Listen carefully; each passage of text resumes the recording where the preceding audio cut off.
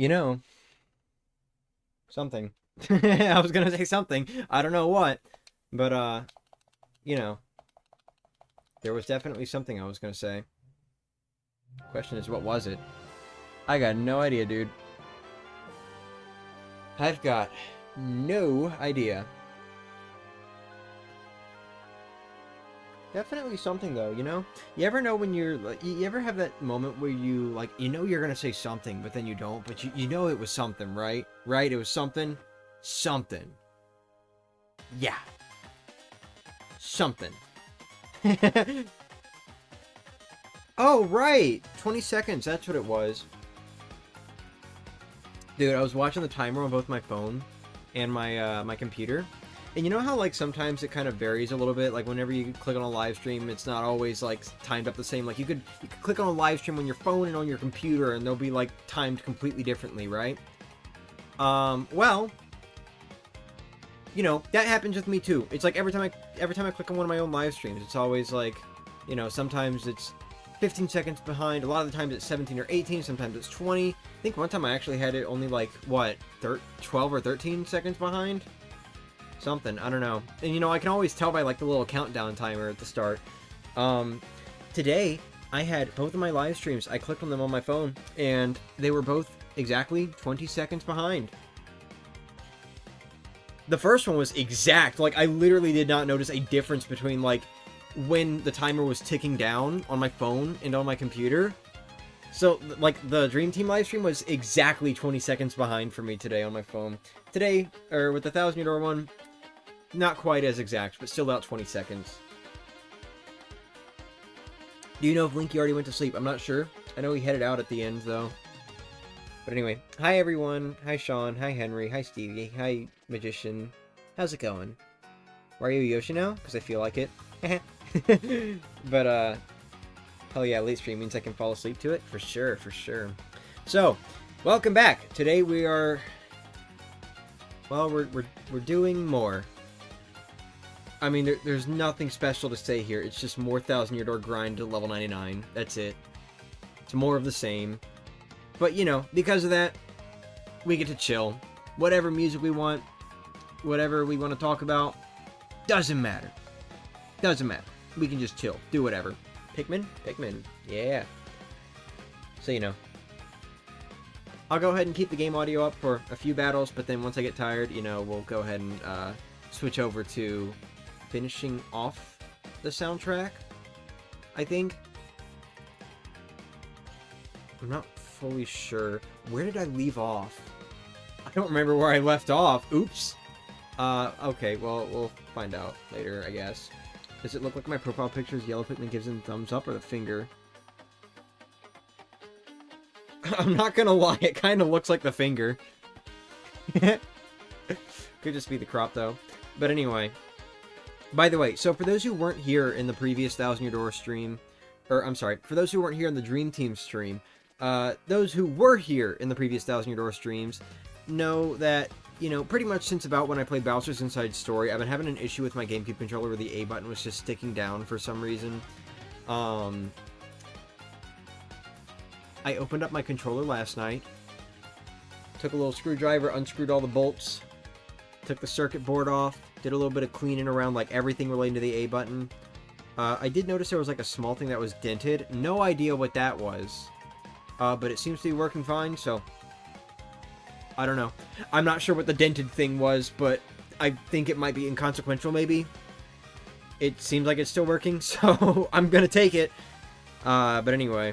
You know. As far as the A button is concerned, there was like a tiny little speck on it. I think that might have been what was causing it to stick, because once I removed that, it seems to be working fine now.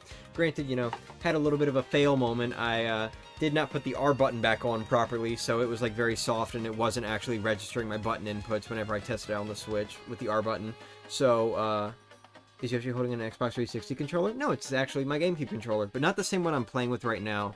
It's actually a white GameCube controller I have that is, like, specifically a GameCube controller, where the one I have right now is a USB black GameCube controller.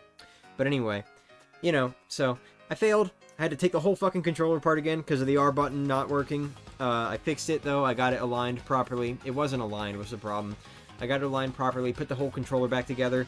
A button feels fine now. It hasn't stuck at all yet, and it actually feels like it's pressing a little bit softer now compared to how it was when it was sticking, so I think we are good. I think we are good to go. I've barely ever seen a white GameCube controller.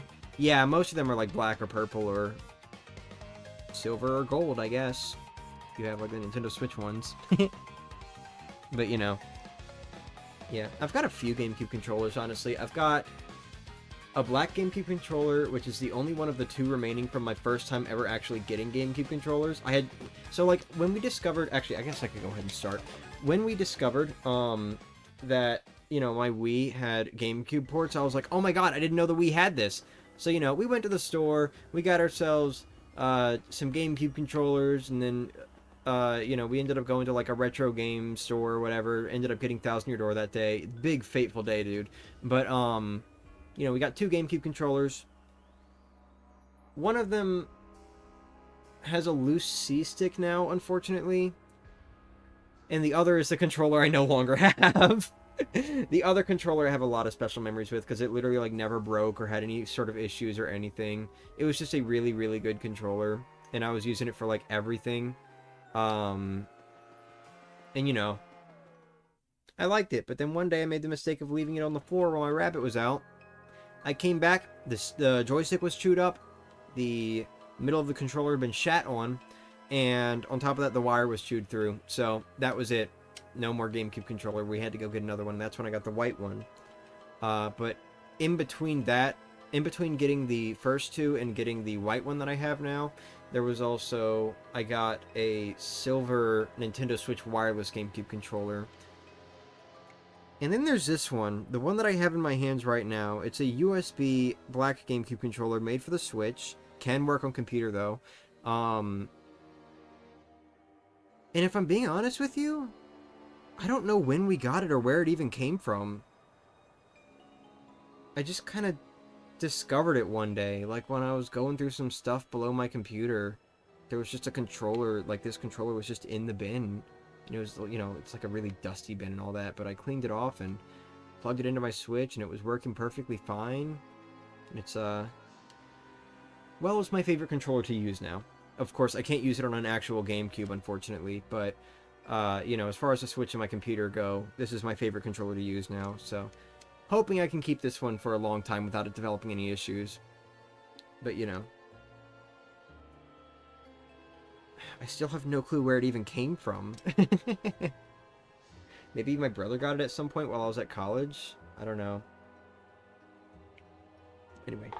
Have you ever played Pikmin? I have not. The only Pikmin game I've played is Pikmin 4. Which my friend had. And we did like a little bit of a Dandori battle. I think I got like... I think I beat him actually. Got like best 2 of 3. That was fun as hell, bro. I actually want to play Pikmin now because of that. So, you know, I've played a little bit of Pikmin 4, but none of the first 3 games.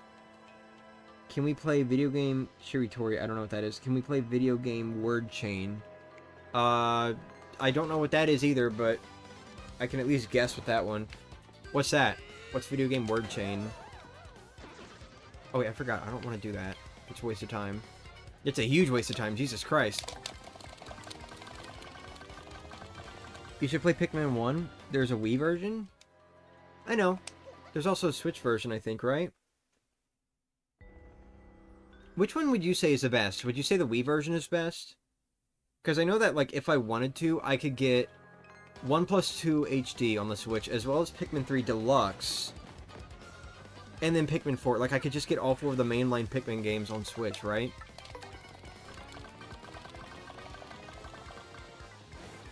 You can also use the disc on PC. What the fuck? You can use Wii discs on PC? How do you do that? Do you need, like, an emulator for that? Hey, Snowy. I say a video game, you say one that starts with the same letter as mine ended, and so forth? Oh, sure, go ahead. The motion controls are good? Alright. Actually, does the Switch version have motion controls at all? Because if it does, then I'll still just get that one then, probably. Because I do like playing with the Joy-Con motions. Not as good as the Wii motion, but you know. with Joy-Con it's gyro, so I don't have to worry about like making sure I have room between me and a sensor bar. Unfortunately, both my current bedroom and my dorm bedroom don't have a whole lot of space, so, you know, trying to like point at a sensor bar when playing Wii games is a bit of a pain in the ass. The Pikmin 1 GameCube disc specifically, how the hell does that work? Switch has motion, but not that good? Aw. That's unfortunate. They should put Rousey into Paper Mario as a partner? That'd be sick. You know, there's a very small part of me that hopes that the next Paper Mario game is some sort of crossover with an indie project or something. Whether it's like Undertale Deltarune, Bug Fables, whatever else. Of course, Bug Fables, you'd have to have like some plot where like Mario and the gang gets shrunken down or whatever, like Mario Party DS style, but, you know. I think the next Paper Mario game being a crossover would be a really cool idea, but they'd have to like actually do it properly. Because you know what happened last time there was a Paper Mario crossover. But, you know. I think there's a Windows.exe file in it or something. That's crazy. What the fuck? I need to look into that now, actually. You got me really curious. Hey, Carmel. My bunnies always become so chill whenever I start streaming. Maybe not always, but, like, usually when I start streaming, talking to, seemingly nobody, they always just kind of, like, sit down and relax. Kind of close their eyes a little bit. Like, they know I'm not going to play with them, so they just try to sleep or something. I don't know. Yeah, I'm talking about you. Hi. I'm sorry for ignoring you. I'm scared of people in chat taking too long to answer. We can include you, though. Let's just say you go after Logan, then me, then Logan again. Alright. Princess, I shrunk the plumbers.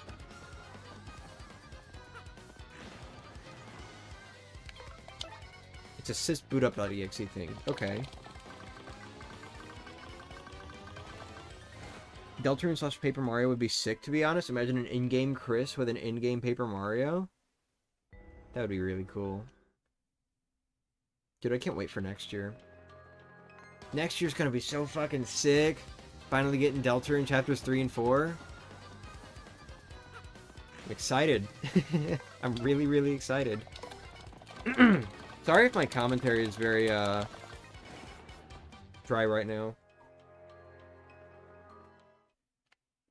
You know how it is. I kind of spent myself with that 2-hour Dream Team stream, but, you know, it's whatever.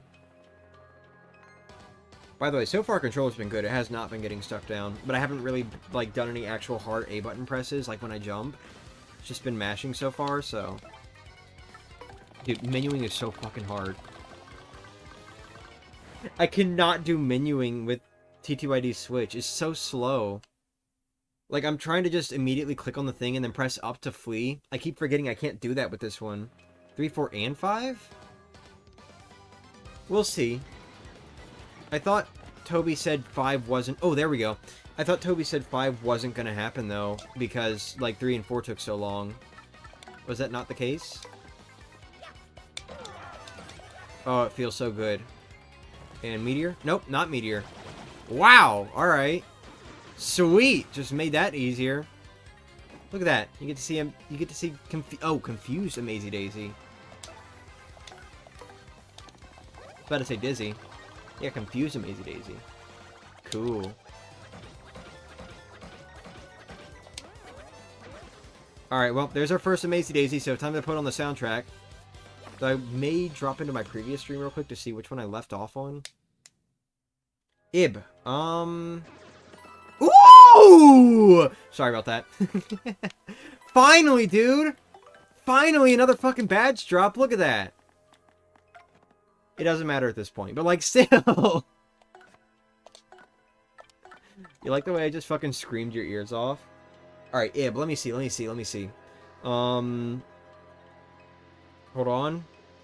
Hold on, I'm thinking. You got me going.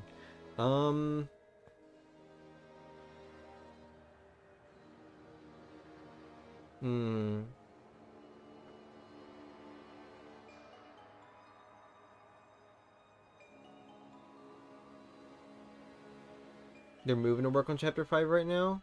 Well, yeah, but will it release with Chapter 3 and 4, though? Anyway, hold on, I'm trying to think. Got the charm thing? No, I got a charge badge. Finally, another badge drop, dude. Damn, you started off with a hard one, making me have to think of a game that starts with B?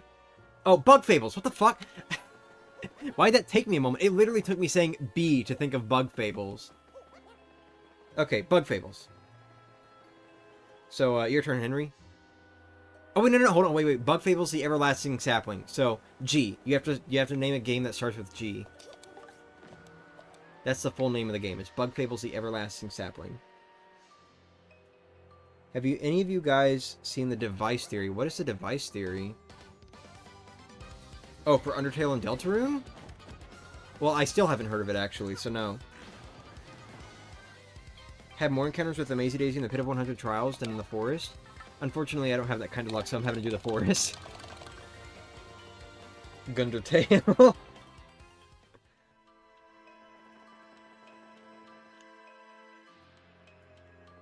Garfield caught in the act. Ooh. Who just pulled in? Oh, I forgot to set the music. Okay, hold on. Let me set the music real quick. Get that playlist started up again. Let me see here. So, this stream, it would be... No. I just went straight back to the fucking current stream.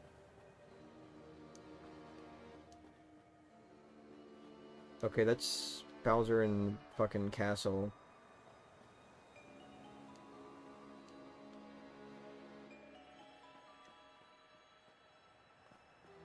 Give me a moment.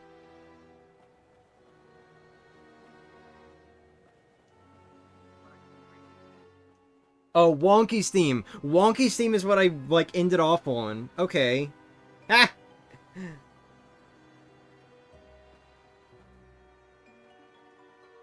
Do we allow suffixes? Like, would T2ID count for T? Or all Zelt?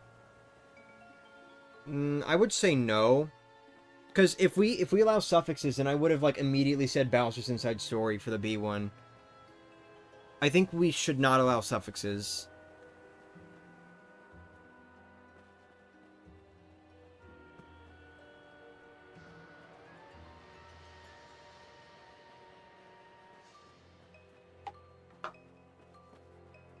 I say Terranigma. Alright, so A. Hold on. Well, hold on. Let me get the music pulled up first. But I'm trying to think. Hold on. Albert Vamp MK2 or whatever. No, I'm kidding. That's the name of the channel that I'm getting the music from. 1 second.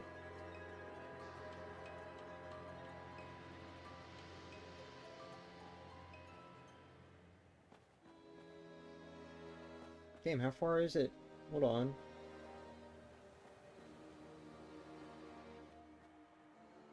Albert Vamp Prince MK2, my bad.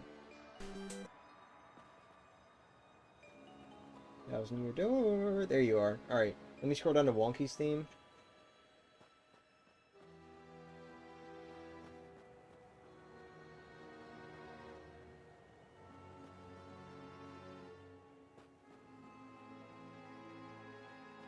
Oh my god, hold on. What? How did I already make it down to the... Okay, hold on.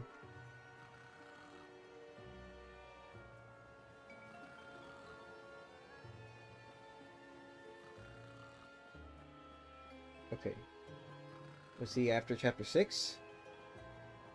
Yeah. Okay, so we start with Grifty's theme today.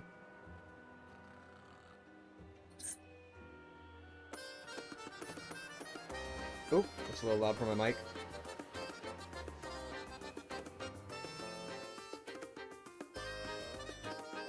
Alright.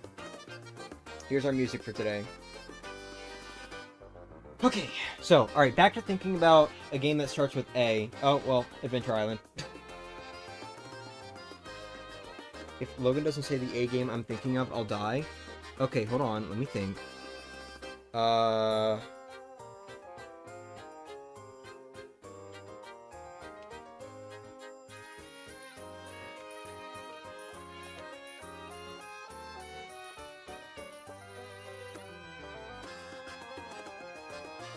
A Mazy Daisy game! No, I'm kidding.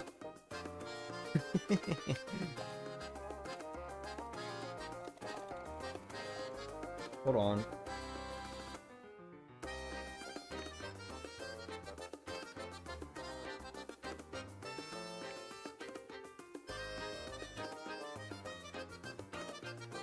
I'm really, really trying to think.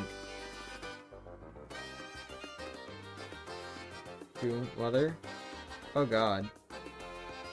Alright, I guess y'all can go ahead and just continue without me. I don't think enough for this sort of thing. My turn? Oh. Alright, well. Mother, start with an R.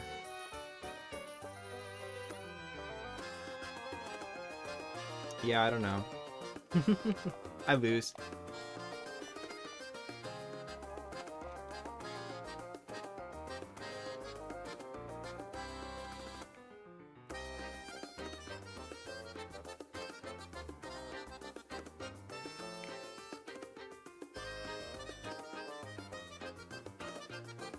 I could think of, like, all the fucking things... Oh, Rayman! Yeah, whoops.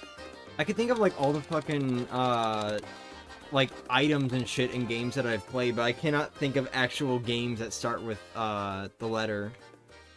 Like, I could sit here and say, like, retry clock, and, well, it's about all I can think of right now, but, you know.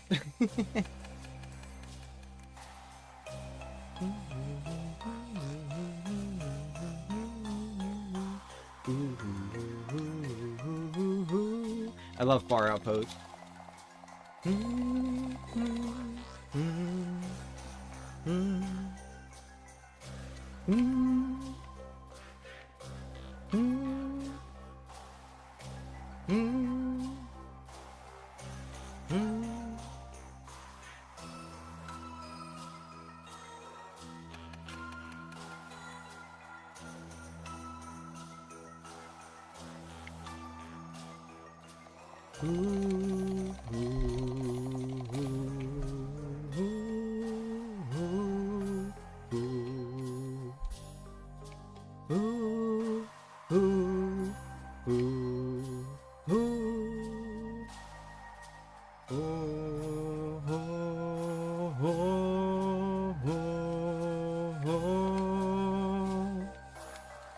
I love Far Outpost theme, dude. They made Far Outpost theme so fucking good in this remake. I love it a lot more than the original. Because the original kind of just sounds like noise music to me, if that makes sense. Like, I can hear the melody, of course, but, like, it sounds a lot more like noise music, where here it feels like something I would actually want to listen to, you know?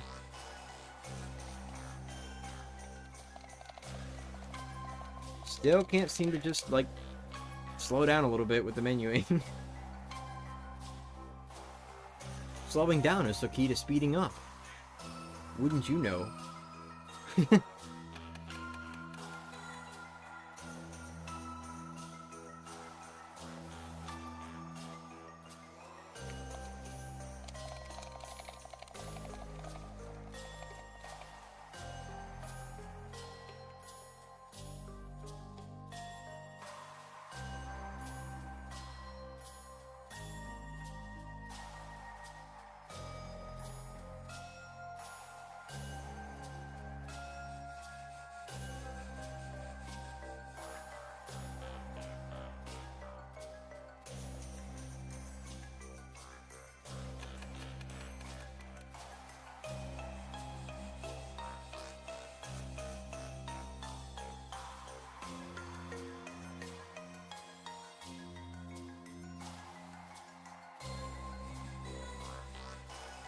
Oh, hey! Shame there's no ice palace or an actual dungeon in the frozen wasteland to be able to enjoy that awesome Chapter 7 battle theme. Yeah, it's a little unfortunate, but it is what it is. I'm fine with it. I mean, we already got the awesome ice dungeon in Chapter 7 in Paper Mario, so, like, you know, don't want Thousand Year Door to be too much of a retread of the first game. It already kind of is in a lot of ways.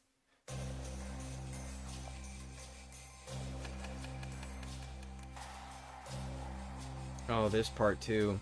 This is the part that plays, like, before you actually get to Far Outpost, when you're just going along the,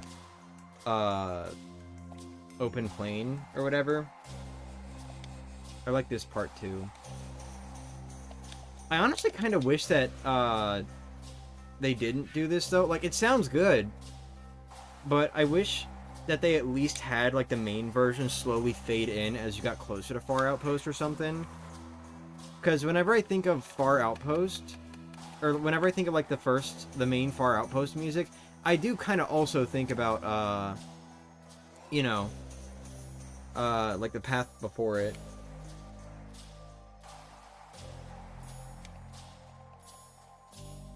If Shigeru Miyamoto was in your room with a gun and said you have to date a Mario character, who would you pick?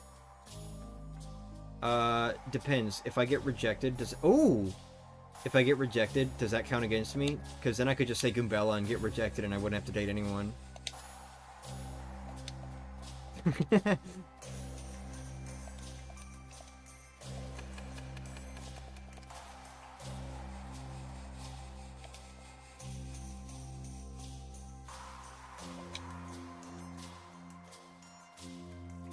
Okay.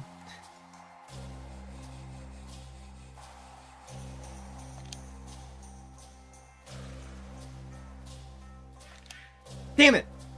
Too early. I was about to remark about how I'm getting better at super guarding that attack, but then I did that one too early. I'm starting to think there might be a consistent timing to it. Even if the note doesn't always move at the same speed, I think it still hits at about the same time in relation to the audio. Which, if that's the case, then that probably makes it even easier to get that super guard down. Assume they would say yes to you dating them. Okay, God, I don't know. You know what? Rosalina. Rosalina. Paper! Just please.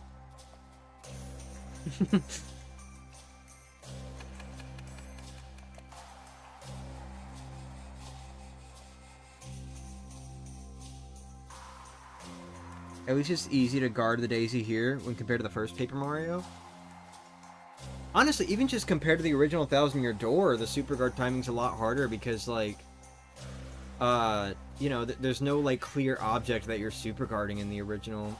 Granted, I'd still argue first one is definitely harder to guard because there's not even, like, a melody. But, you know, even in, like, original Thousand Year Door, there's no specific note that's going to hit you. You just have to super guard the effect, which is, like, way harder to tell. Oh!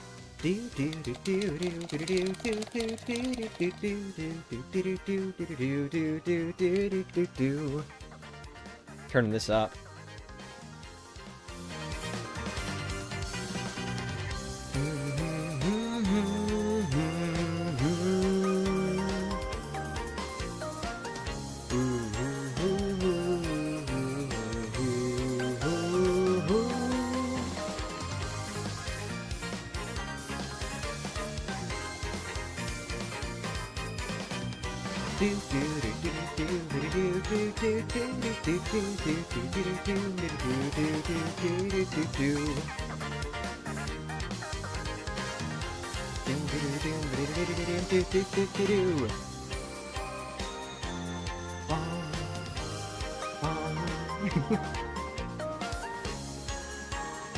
I hope you guys know as soon as we get to the thinking version, I'm just gonna go all out. Full like fucking karaoke moment or whatever. As soon as we get to the thinking version.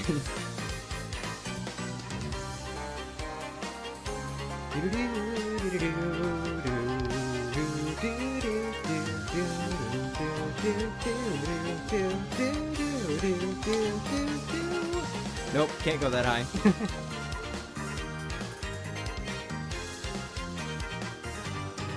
I'm turning my fucking speaker up even more, dude.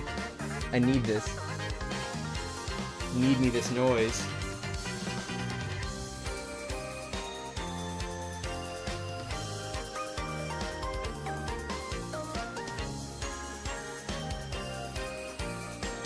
I want you to know when I'm listening to this, I'm like bopping my head as if I'm Mario from the Origami King.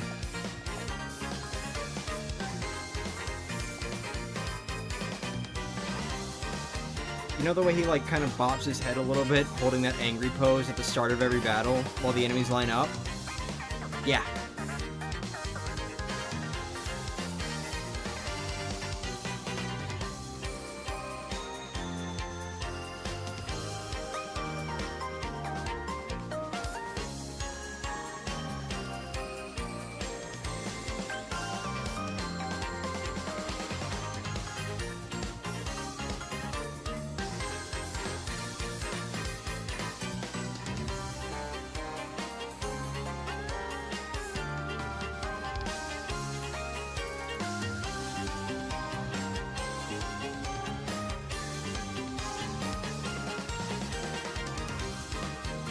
God, it is so fucking hard. You have to wait like so long before you can press up there.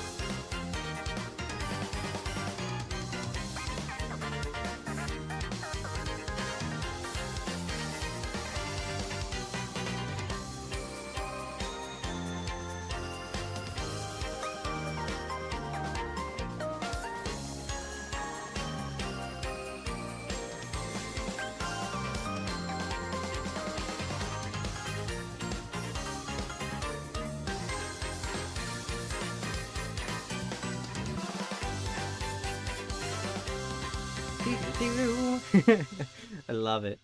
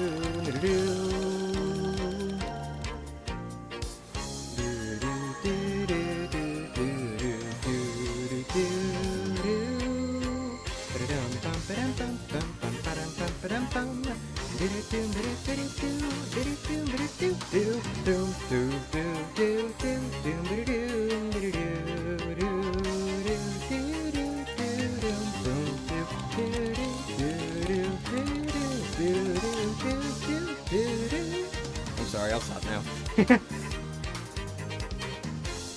I love it. I love this theme so much.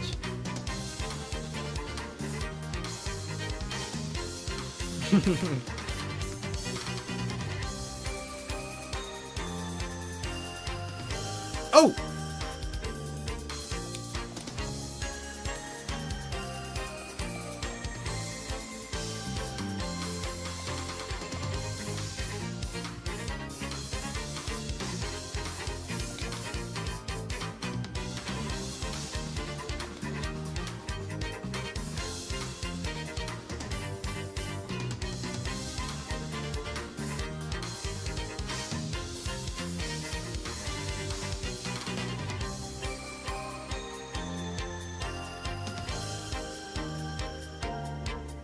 Oh, wait, is that? No, it's not. It's not.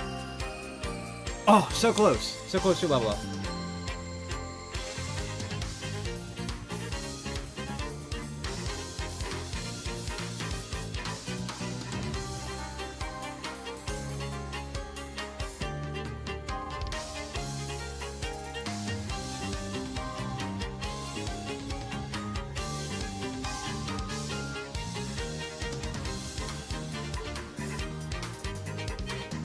No fucking way.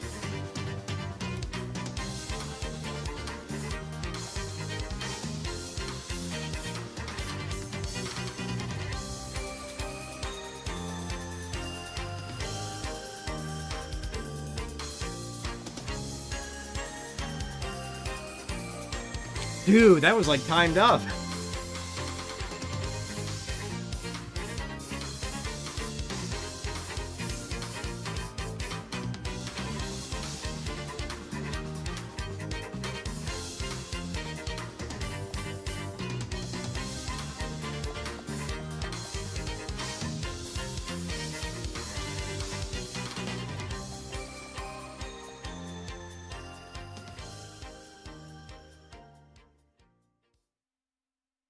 Sweet.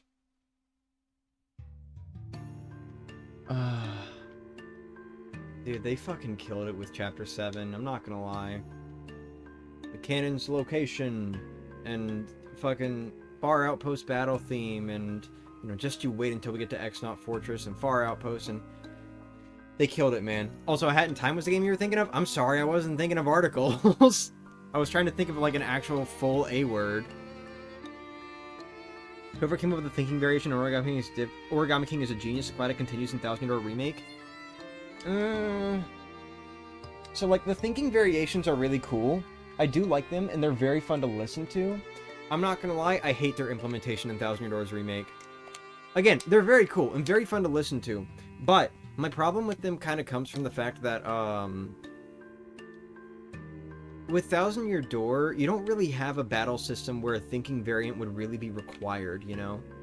Because the whole thing with Origami King, the reason it's able to get away with having a thinking variant is because there are, like, multiple phases to selecting an attack, and one of those phases, let me move the microphone a little bit closer, one of those phases involves, you know, having to sit there and, like, line up a bunch of enemies and pretty much solve a puzzle, which is why the thinking variant exists, you know?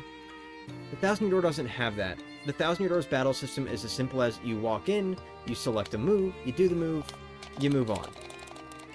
And so, for me, I feel like having the thinking variants, especially considering they show up as quickly as they do, like, the thinking variants, the music will fade to a thinking variant pretty much if you don't select a move within, like, what?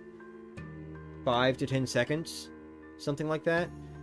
And for me, that kind of, like, impacts the experience a little bit, because I want to listen to this really cool new battle theme, or this really cool boss theme, or whatever, and when the music is suddenly, like, going quieter while I'm sitting there trying to think of my move, it makes sense, but for me, it feels unnecessary, you know, because I'm trying to listen to this really cool battle theme, and now you're fading out because I need to think of which jump attack to use, I guess, you know?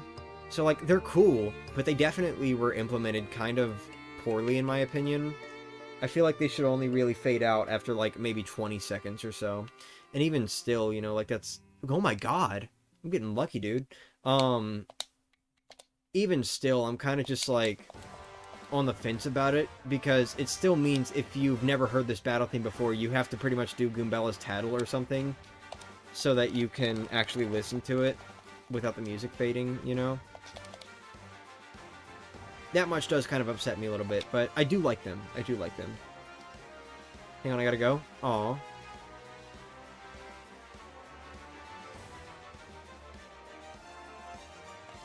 Damn it! Too early. I saw it coming, but too early. I actually opened the clipboard and clicked that twice. Oops. Accidentally, sorry. Would you want a low HP variation like in Color Splash? No! The low HP variations in Sticker Star and Color Splash are funny, and, like, I'd be down for hearing them come back in a future game, but Thousand Year Door's music would not have really benefited from low HP, especially because, like, there are things like danger strats and all that, where hearing distorted music all the time would really get annoying. Plus, you know, then the question becomes, do they just play that music even if a partner ends up in danger or peril, you know? So, I think I'm glad they didn't do that. As funny as it could have been, just because it wouldn't have really meshed well with a lot of this game's strategies. It would have been very annoying to listen to. Aw, I was hoping.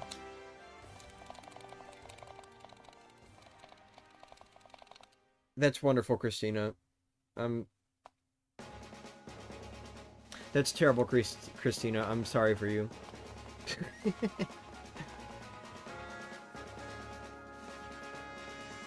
Do, do, do.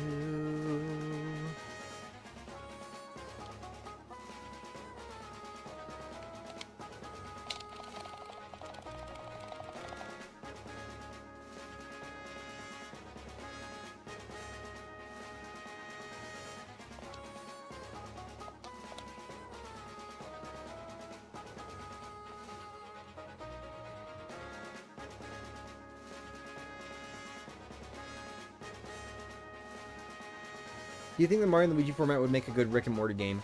I think it could, potentially.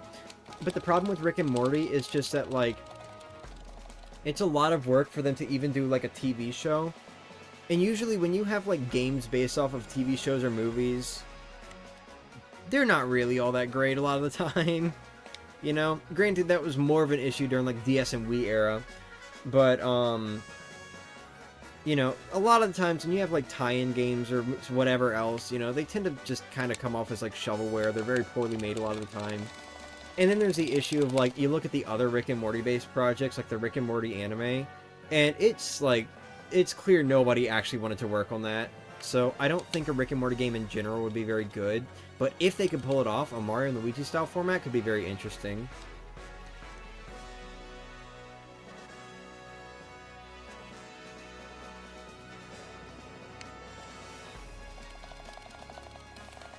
It's crazy how fucking normal it is for me that I'm just playing as a Golden Mario in Thousand Year Door right now. I should still be wowed by this.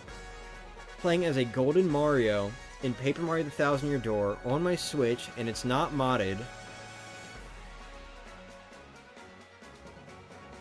I should be floored by this, dude. It's crazy. Time has passed. I love it, though. I really love it. This is actually a really good 100% reward. I'm not gonna lie. Hey, Blue. Link and Zelda in the form of Mario and Luigi RPG. Kinda sorta already happened in Spirit Tracks? Yeah. Dude, I'm waiting for there to be, like, another just Link and Zelda team-up game. I'm hoping Echoes of Wisdom kinda is that, but, you know, obviously more Zelda-focused than Link-focused, because it would be cool to have that.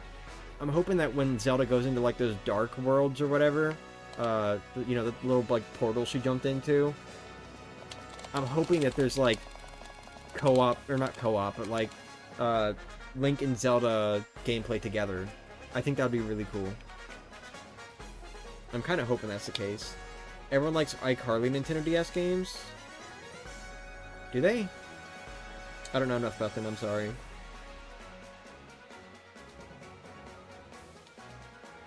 Dude, they cooked so fucking hard with the Chapter 7 music. Genuinely, between Far Outpost, the two battle themes, this theme, the Cannon's Location, the X-Naut Fortress, like, and, you know, not to mention Goodbye Tech as well. Like, they really fucking elevated that chapter. I did not really care that much for Chapter 7 before, but genuinely, like, they've elevated that chapter a little bit for me with this remake. They did such a good job with the soundtrack especially. And the scenes surrounding it. The camera work is fucking awesome in this chapter. Oh, okay, my bad.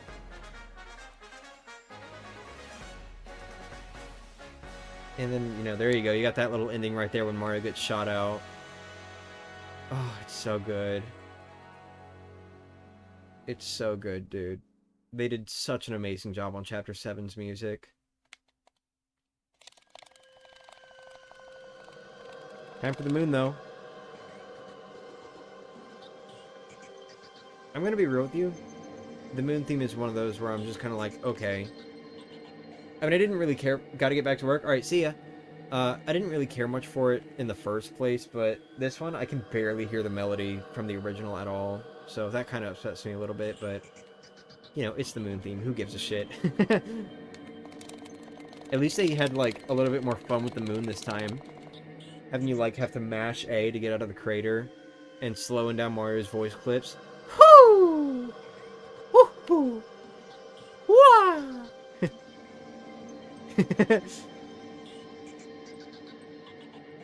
Now Link would know how Zelda feels, waiting while Zelda 100%'s the game before the last showdown. Yeah.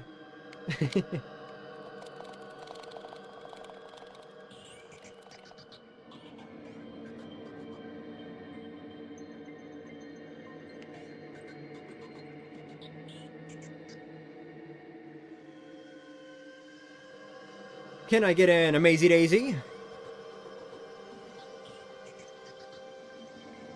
Damn it. Ooh. Another badge for me to steal and add to my collection. Wouldn't you know it?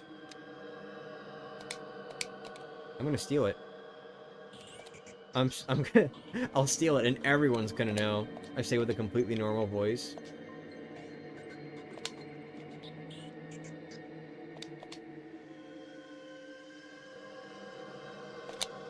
Got it. Wait, what was the timing for the style there?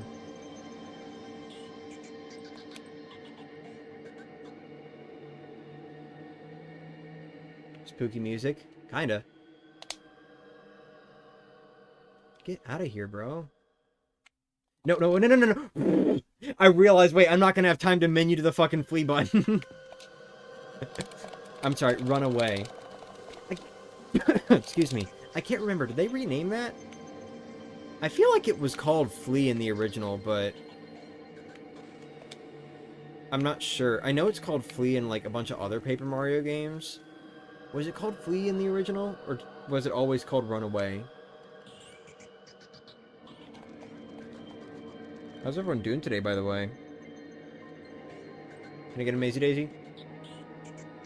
Whoa! Hearing that fucking sound and the music as the moon in the background went up? That was crazy, dude. You guys see that?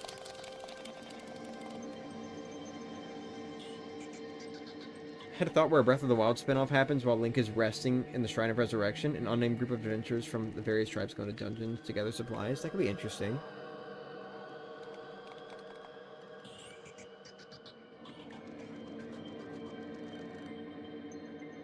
Amaze Daisy, please. No.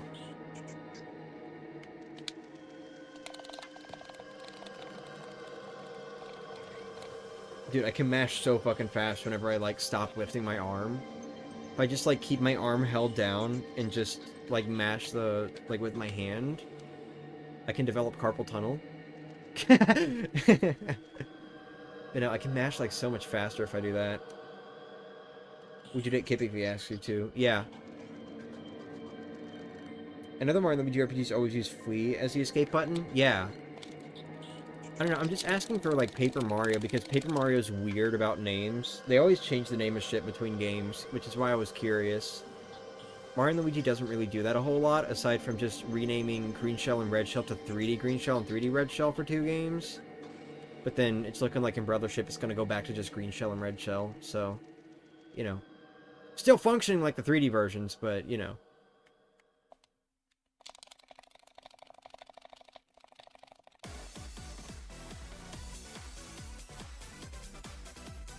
You know, we'll turn up this one. I like this battle theme too. Not as much, but I like it. Yeah! I'll just talk a little bit louder when I will respond to something. Maybe, you know, I'll turn it down a little bit. We'll do like right there. Yeah, that looks good. Alright. At least Dream Team always lets you get away with no button mashing.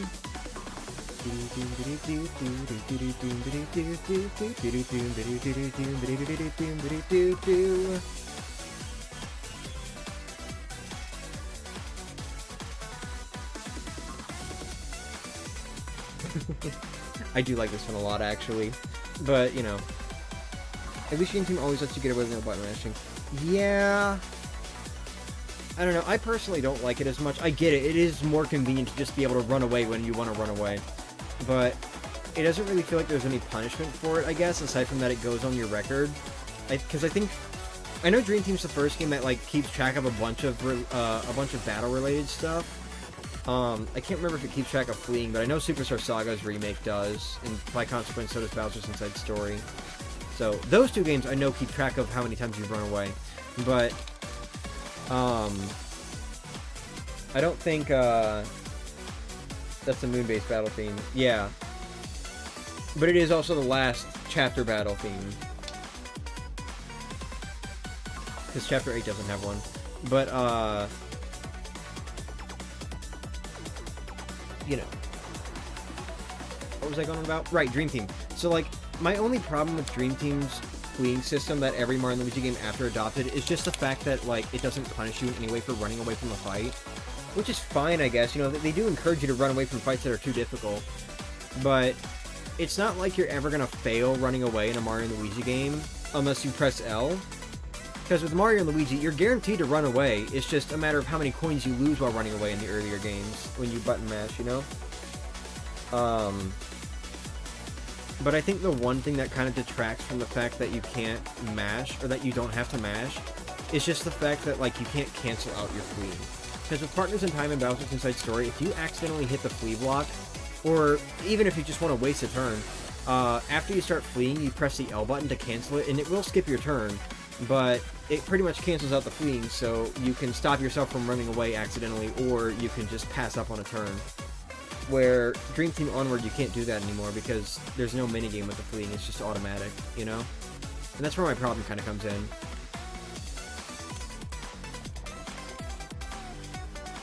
With Superstar Saga, it was really devastating, because, like, if you accidentally fled somehow, you were just stuck in that. You were going to lose some coins, and you were going to have to start the fight over, because, you know, there was no way to cancel in that one.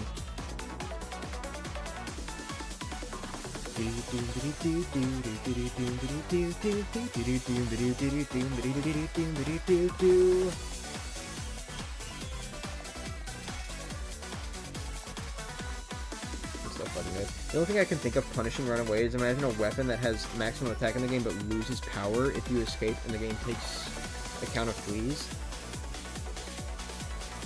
That could be a cool way to punish it, but it wouldn't really impact players who are playing for the first time or who just don't know about that piece of gear.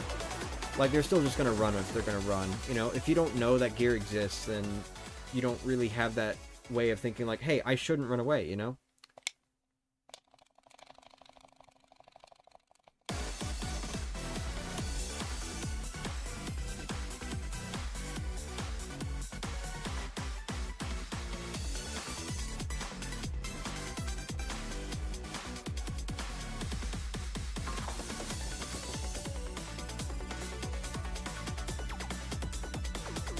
Yoshi, the Yoshi's twin brother? Yeah? Oh, hey!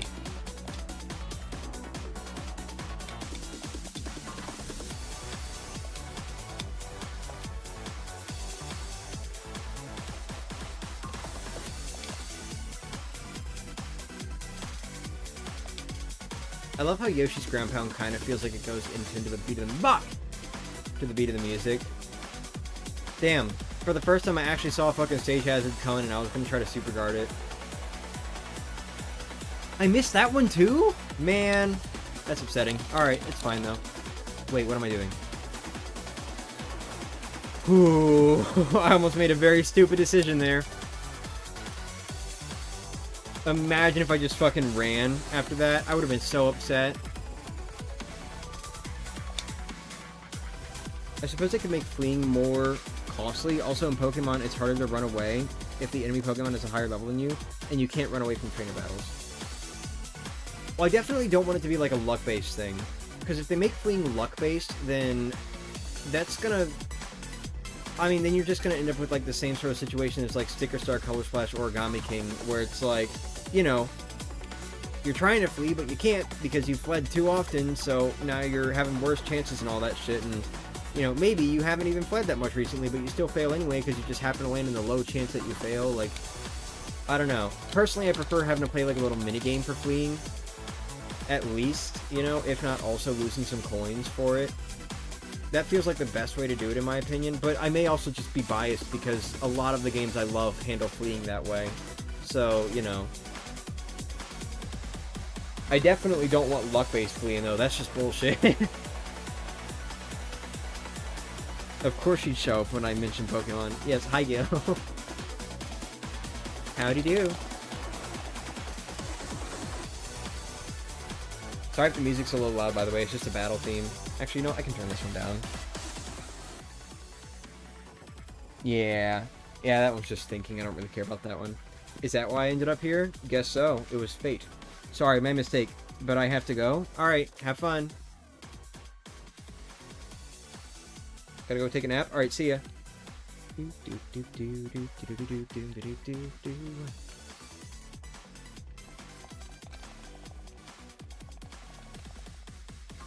Yeah. Not too many people seem interested in watching these grinding streams anymore, so... that's just gonna be more encouragement to, try to get these over with.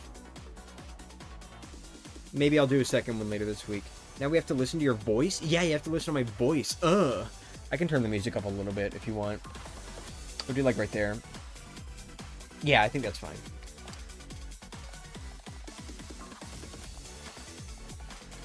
Unless y'all just want it a little bit louder. But, you know.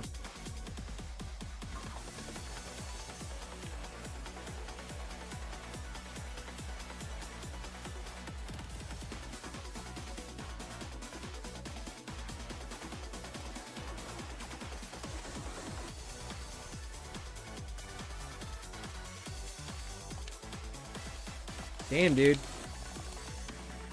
Now that I'm, like, actually listening to it, the thinking variation for this battle theme kind of goes fucking hard, not gonna lie. It almost sounds like something you'd hear in Miitopia, actually, now that I think about it. Miitopia's got some sick-ass battle themes, dude. Oh, hold on. Video paused.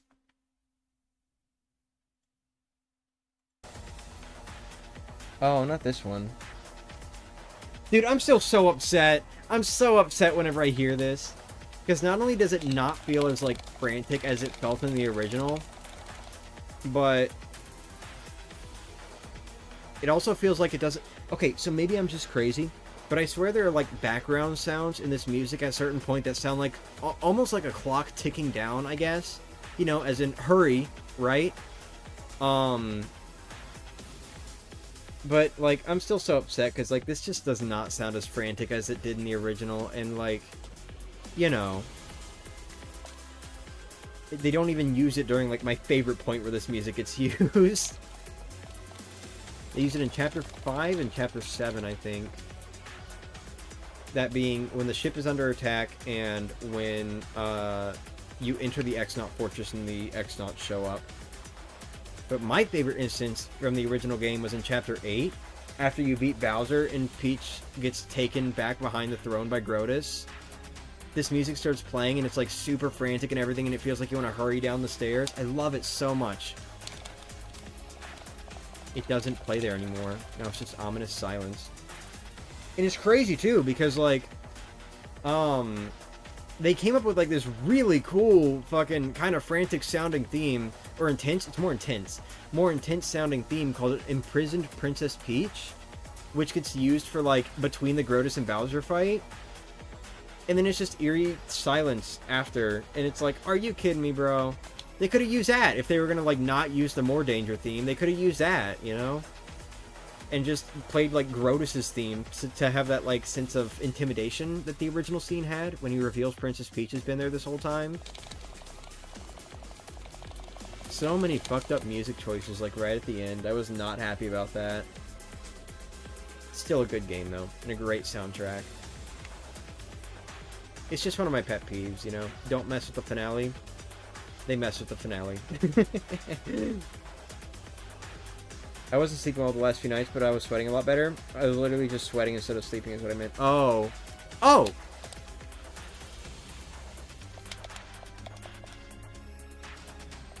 Dude, I hate when I'm sitting there sweating in my sleep. Like, I almost want to start turning fans on again back at college, so that I can maybe sweat a little less. Because even though it's chilly in the like it's chilly in the dorm room,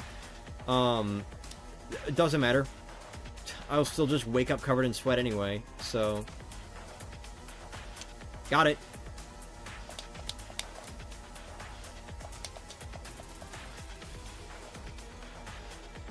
Yeah, Purple Yosh. Yeah! Left for Tendo, the new servers and reimagining Miiverse is so cool. Cool. I'm glad then.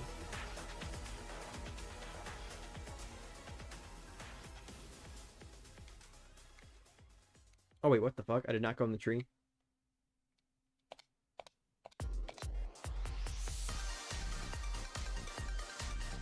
Oh, hold on.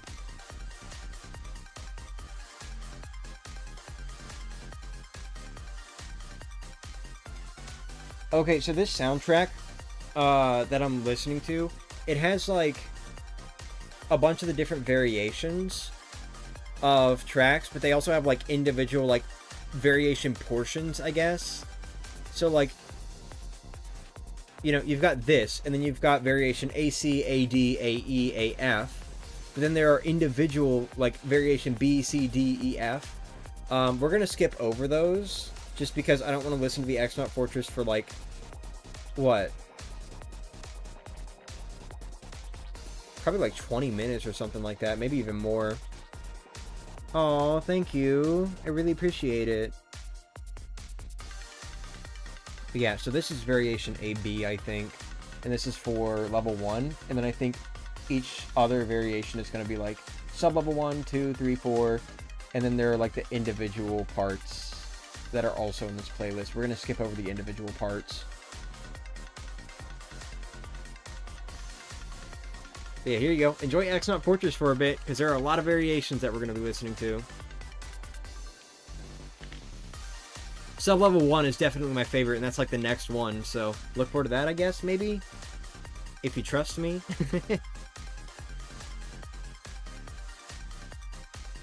Thank you for the compliment, I really appreciate it.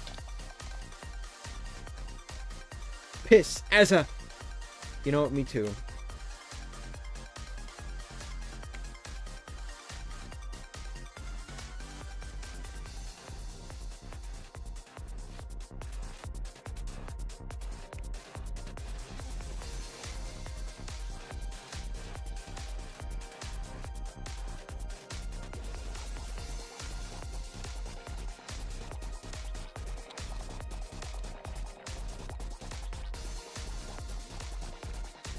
So my friends on 3DS just went online. Oh, cool. Good.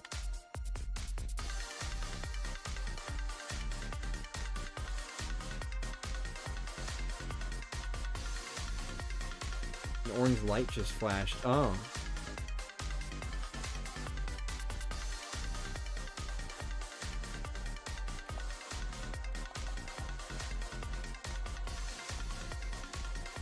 I'm so hungry, but there isn't girl dinner.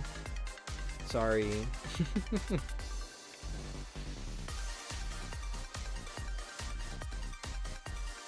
Oh, back, dude.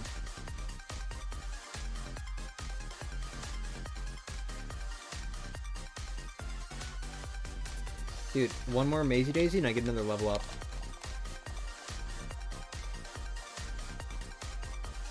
I hope my friend can hack my 3DSs next month.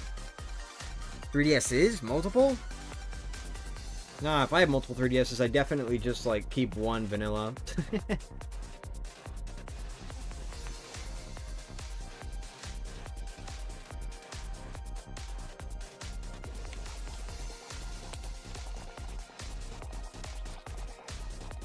But, you know, I don't even have multiple, so I'm keeping my one vanilla 3DS vanilla. Alright, here we go, sub-level 1.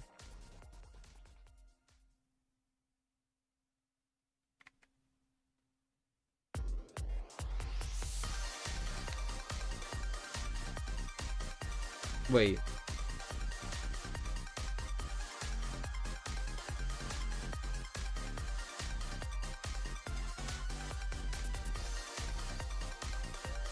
Oh, okay, there we go, there we go. I was like, wait a minute, where is it?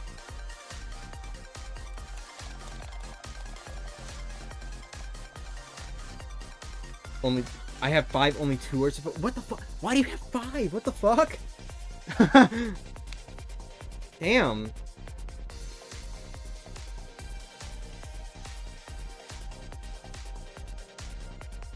That's cool, though.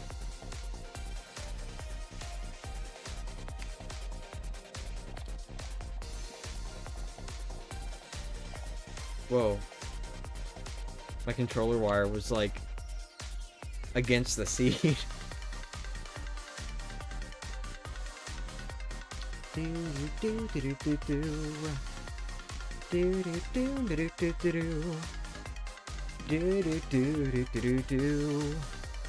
That's an ultra mushroom. But I'm not gonna steal from you. 'Cause I wanna kill you. Do do do do do do.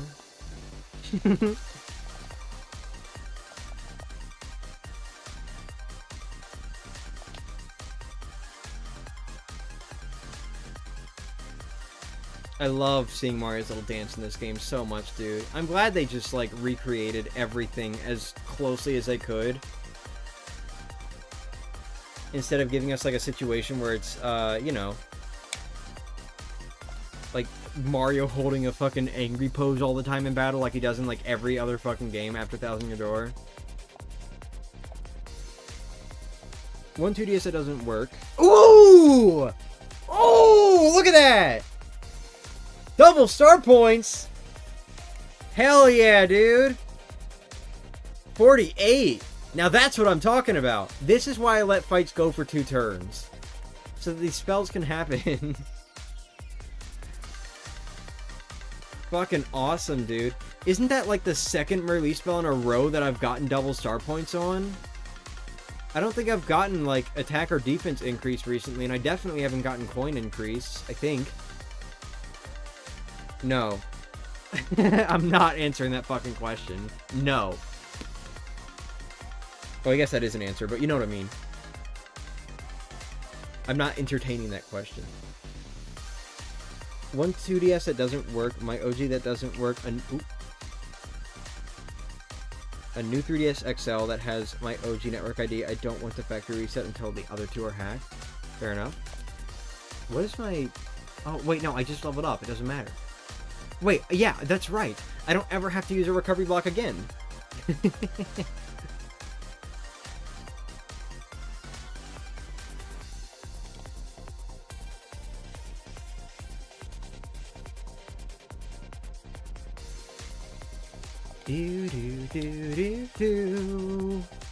Dude, sub-level 1 sounds so good. They did not miss with this one.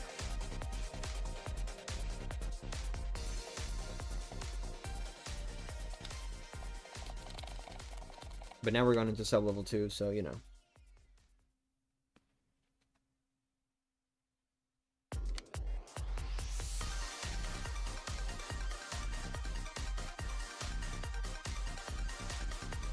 This one's a little funky sounding.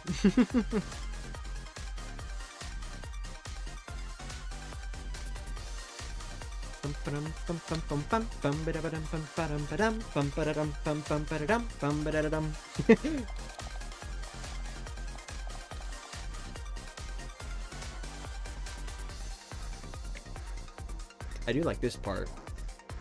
This part sounds cool.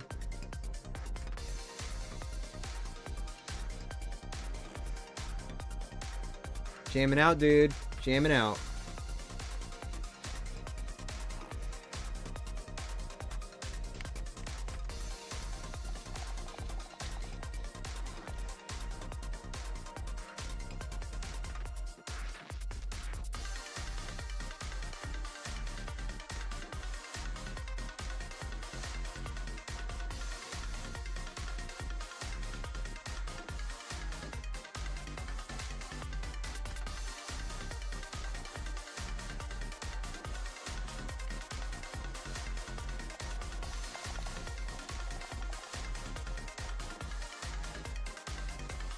Your audience only consists of 103 people a week?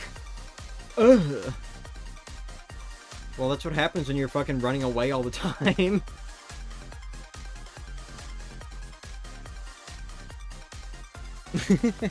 Yes, thank you for the congrats on 700, though. Callum was actually the first one who pointed out to me. But, you know.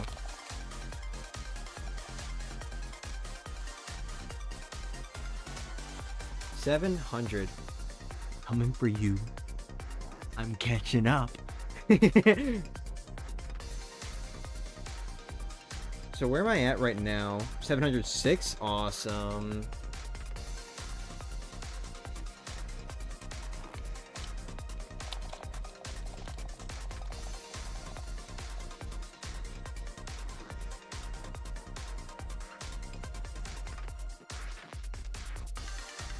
It is crazy, genuinely, just how quickly my channel is growing now. It took like 6 years to even get to 500, and now all of a sudden, just a few months later, I'm at 700. Maybe I don't exist? Yeah, you don't. You never did. Sorry, you're a figment of my imagination, because I'm lonely.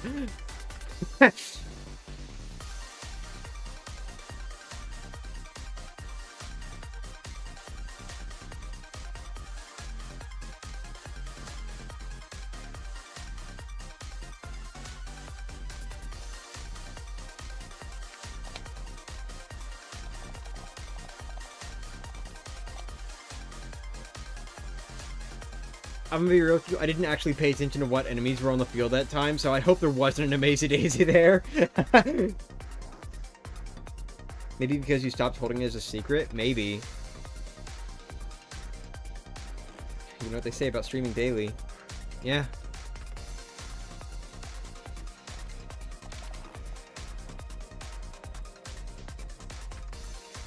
Whoa, I did not really mash that well there. Did you see that?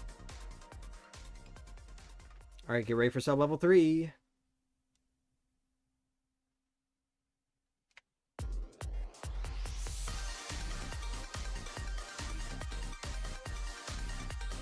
Hi there.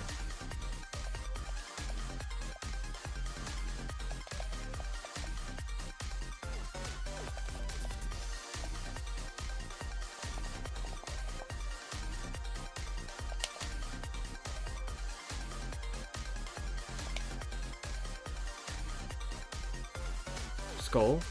Yeah. Got him. Yeah, I think, honestly, I think there might genuinely just be an audio cue for that. Not that you guys could hear it, but, you know. It was like, ba-ba-dum, ba-da-dum, ba-da, boom. Not an audio cue, an audio timing. But, like, even still, you know, like, at least with this one, there's an actual physical note that you super guard. One of my Mies in Tomodachi Life is in jail? I do not remember there being a jail. What the fuck? Damn, it's been so long.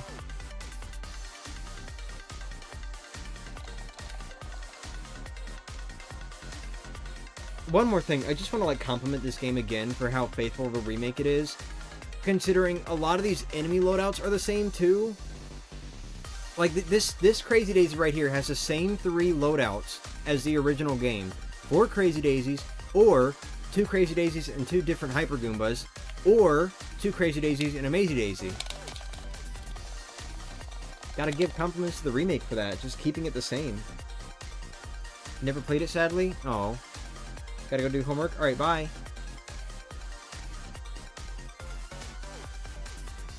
You play Miitopia? I want to play Miitopia. I haven't played that one yet. Hey, you know what? Let's just swap 3DS cards. Why not? Wait. Never mind. It won't fucking work because the 3DS is region locked, isn't it? Well, unmodded it, that is. Joel is in the requested a prison cell as a room being... Oh. Okay. Okay.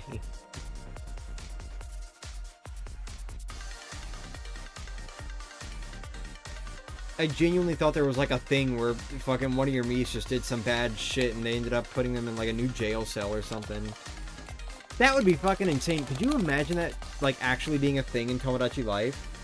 Play the Switch version? I do plan on playing the Switch version, yeah. Especially because I think 3DS version is kind of broken now anyway with online not being a thing. So you don't get like the full experience with the Miis. But imagine if that was a thing where like you know, your Miis could just get arrested and spend time in jail and stuff like that, and then you gotta, like, take care of their needs while they're fucking rotting away in a prison cell for a few days to a week, or however long, you know? I mean, it's a game that goes based on real-world time, so, you know. That'd be crazy, dude. I don't miss doing homework. My face feels weird, though. How are those related? How are those related? Character customization is amazing there. I have seen it. It's awesome, dude. Oh, we're about to go into sub-level 4. You guys ready? Maybe because it's the room with a pretty princess, we can get an Amazy Daisy to show up with this next fight.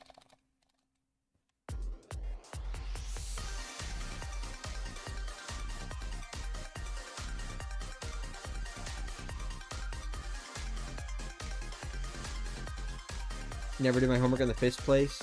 I'm sorry. I didn't even want to read that one correctly. I just thought it was funnier to just realize I can't menu. They give you, like, so little time to avoid it now. Because, like, the game actually pauses whenever an audience member has something to throw. So you have, like, so much less time to avoid it by menuing and, like, selecting an attack or something, you know? You almost have to actually, like, press X. Unless the attack you're gonna do is right there. It's kind of stupid, honestly, but whatever.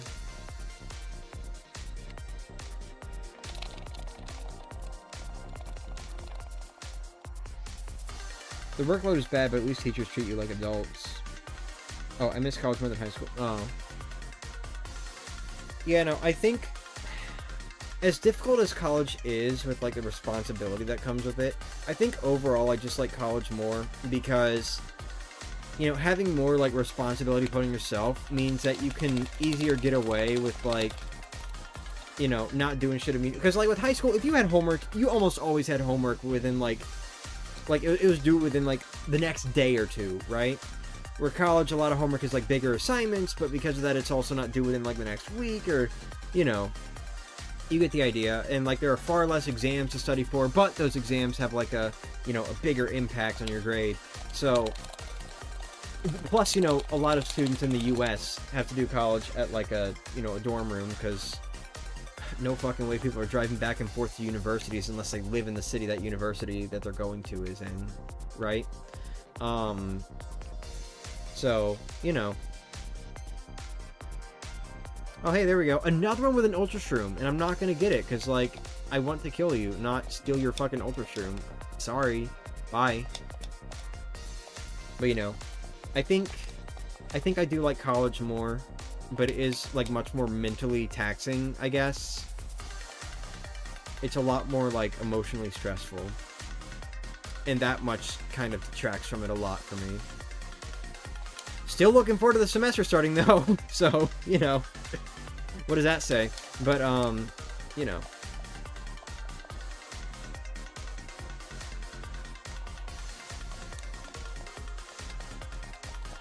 Alright, one more Amazy Daisy, and then we get another level up. Where am I at right now, actually? 57. Awesome.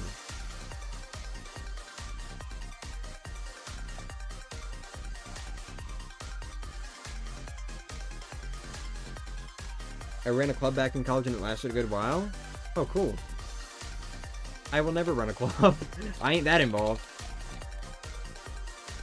You'd be hard-pressed to even get me to join a club, honestly.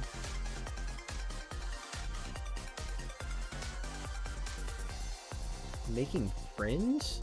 Why would I do that? Oh, that sounds fucking majestic. Did you hear that just then? Ooh. So that's where sub-level 4 shines. Alright.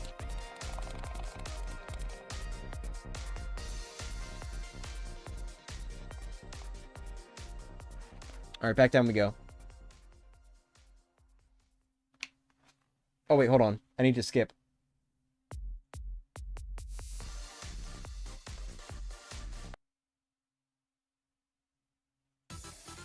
There we go. Hey, 65th trivia quiz off. How's that? Honey postponing his math assignment for 6 weeks and having a panic attack? True, it's very fun. Hehe. Furry club? Nar. Australian club. I'm kidding. My club died as soon as we rebranded. Yeah, that'll kill it. That'll kill it. For sure. Hey, so random thought I had this morning while I was thinking about, like, Countdown to Brothership and all that. But I'm realizing I actually really love this sort of, you know, just playing all these games in, like, a very slow, casual pace. I mean, you know, because, like, it's not even the first time I've done it, right? I've done Countdown to Paper Mario the Origami King back in 2020 with, like, the 5 Paper Mario games that existed back then. But while I'm thinking about it, 4 years from now, or 8, or however long it takes to get a new Paper Mario game, because I'm not going to do it if the next one's a remake. But whenever we get another new Paper Mario game, would you all be opposed to me doing another Countdown series similar to the way I'm handling Mario and Luigi Brothership right now? Because the thing is, even though, you know, I've already done my Paper Mario Countdown series, that was Countdown to Origami King. For one, that was with 5 games instead of the 7 that exist now.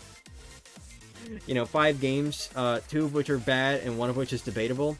But also, the way I handled Countdown to the Origami King, even though it was a very fun series to do, there's also a lot that I would handle completely differently, and there are a lot of ways that I handled it that I just don't really like. Like, you know, I streamed that series on Twitch, and then I made, like, the most bare-bones thumbnails for each stream archive whenever I re-upload them to YouTube. But on top of that, because it's Twitch, I had to re-upload them to YouTube. But I was also doing text commentary, which meant I was only in the live chat, and everyone was in the live chat. So the entire, like, chat and commentary and everything that was going on, all that's just gone forever now. Except for, like, the clips that I made, you know? And then on top of that, there's also the issue that, like,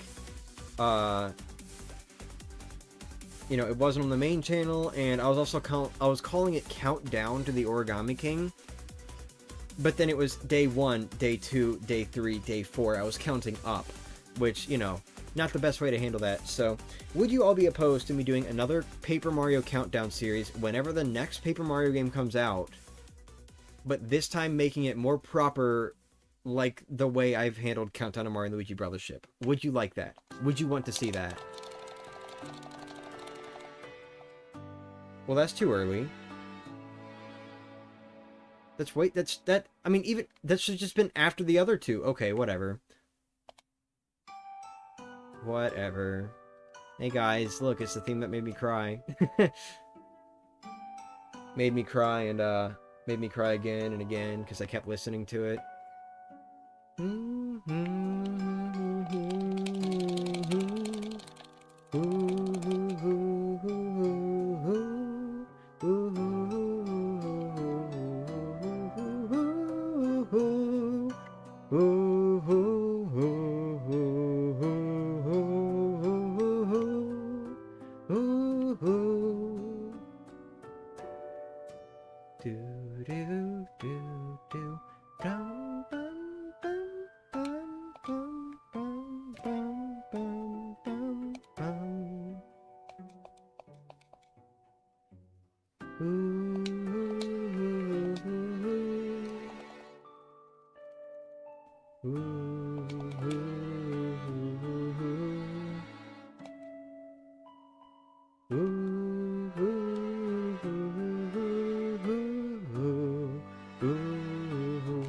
Oops! Shit! I did that too late.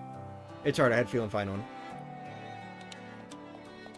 Or do I? I don't actually know if I do, but whatever.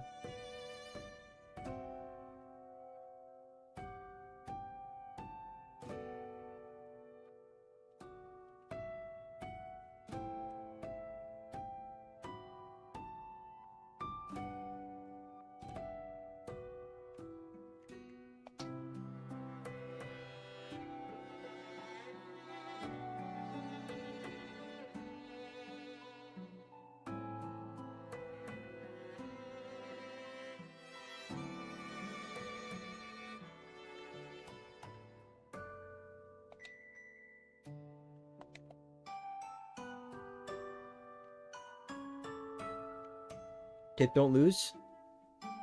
I don't think I'm going to at this point. I don't really see a point in answering a question about something that's 4+ years in the future. That's fair. This music was stuck in your head? Really? Cool.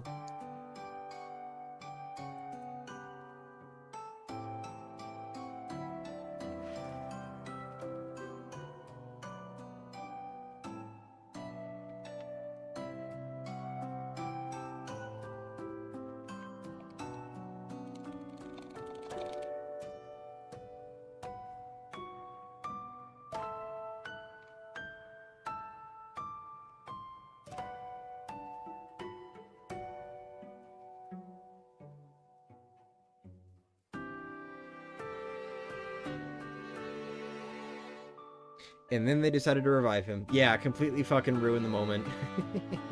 To be fair, the original did that too, so it's not like they could really change it without getting some backlash, but, you know. Still think it's kind of bullshit. I feel like if they were changing more stuff, they probably would have actually let Tech die, because that seems like a modern Paper Mario thing to do at this point, you know? Having character sacrifices, stuff like that. Sometimes not even always, like, one of the main characters of the game. Sometimes it's Bobby, you know? So, like, I feel like if they were changing more stuff, they would have actually let Tech stay dead this time around. Oh well. No use speculating, I guess.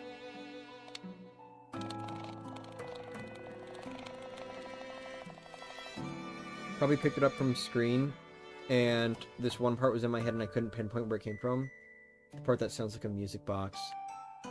Yeah, just you wait. There's gonna be the second part for after you walk out the door. That's the one that really got me. This part, not so much.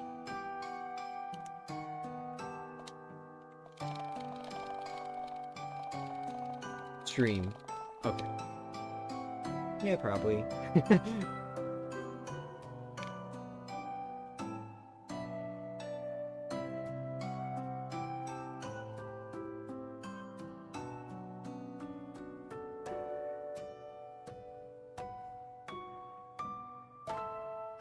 You know, part of me does wonder if the next Paper Mario game is going to have a character sacrifice. I'll let the next part start playing and then I'll continue talking.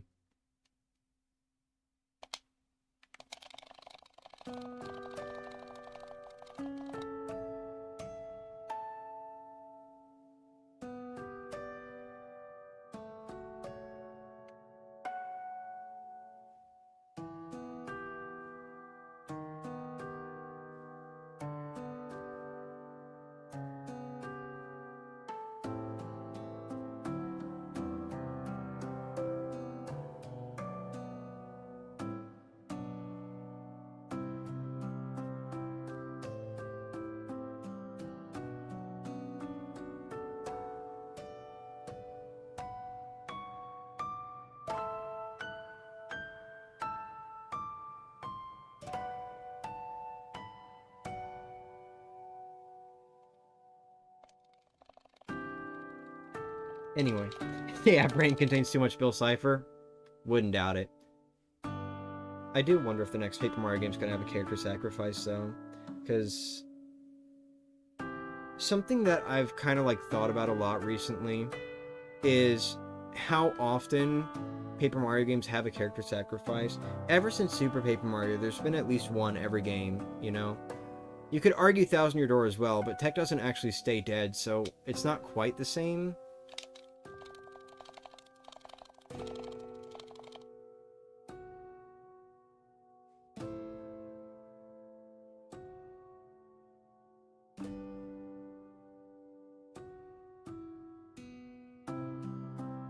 I love that part in particular.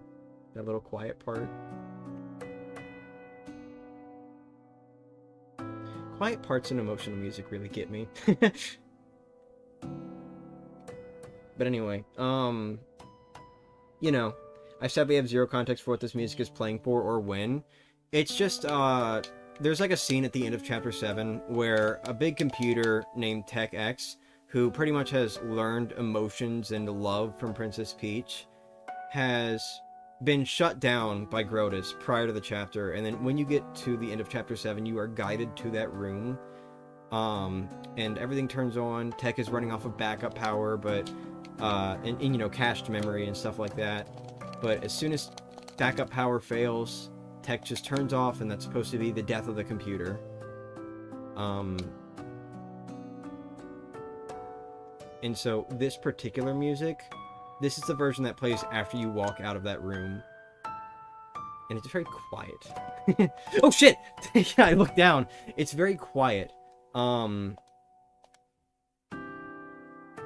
it really adds to the emotional moment. It really helps it feel a lot more like an emotional moment, like it's sort of supposed to in the original game. you know? Granted, you could argue the original game was more indifferent toward tech or whatever, which I will agree with to some extent, but I think this scene having the emotional heightening that it has is important. Because the whole point of Tech's story is that he's grown, he's gained emotions and, love, like learned what love is and fun and all sorts of stuff like that. And I think the game being indifferent toward Tech works better in the earlier game because Tech is just a computer. Why should you care, right? But by this point, Tech is a fully emotional being, still a computer, but it understands emotions. And so when you have this sacrificial scene where you know Tech is going to die, or supposed to die anyway, I think it's good that there is this emotional music there now. Because it helps it have more of a climax fitting to what Tech's story arc has been throughout the game. I think it's very fitting, and I like it a lot.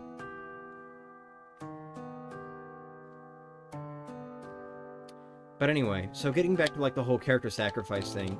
So ever since Super Paper Mario, there's been a character sacrifice in every game. You know, actually, we'll say Thousand Year Door. We'll say Thousand Year Door. Because, like, Sticker Star also has a character sacrifice, but then that character also gets revived, so I guess it doesn't really feel fair to exclude Thousand Year Door from this. But, you know, you've had, like, Tech in Thousand Year Door, Hippie and Super, Kirsty and Sticker Star, Huey and Color Splash, and both Bobby and Olivia in the Origami King. Bobby being more impactful in my opinion because it happens around the middle of the game and you're not quite expecting it as much, where with Olivia it's like, you know, oh, hi there, hey, Magnus 2.0. But you know, with Olivia you kind of expect it, honestly, because you know, by this point there have been 3 Paper Mario games in a row where in the final moments the main character tried to like sacrifice himself, you know, so, you know.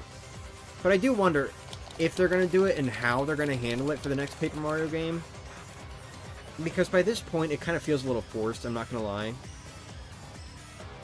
People will argue Bobby's death feels forced.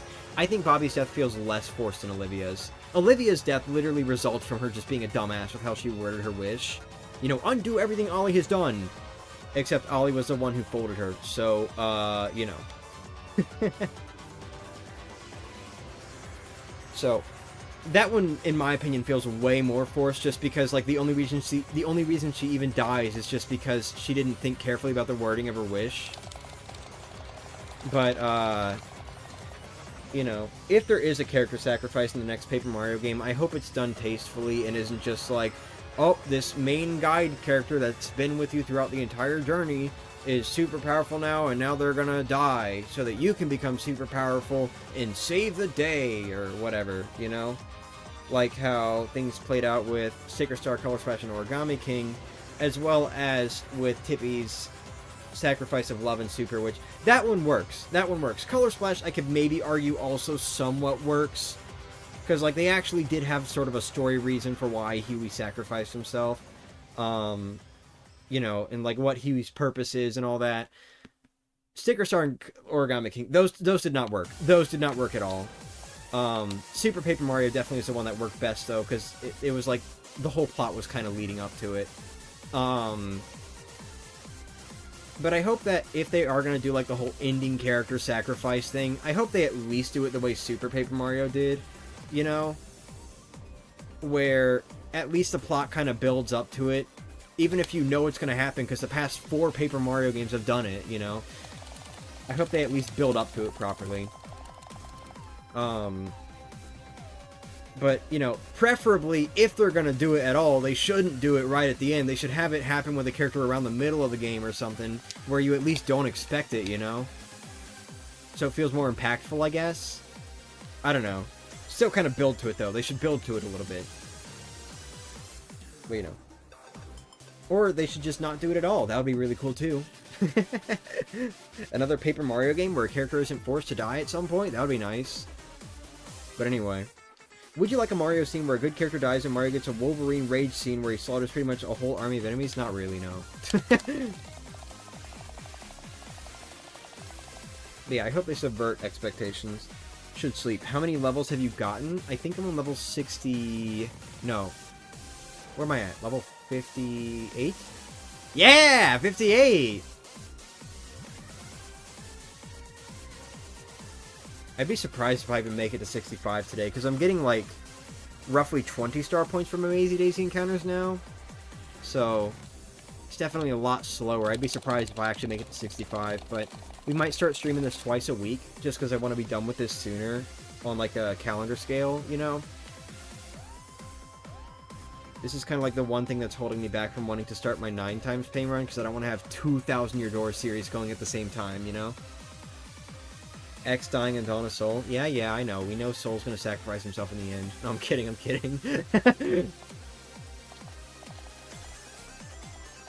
It's actually gonna be everyone's favorite male crush, Jupiter.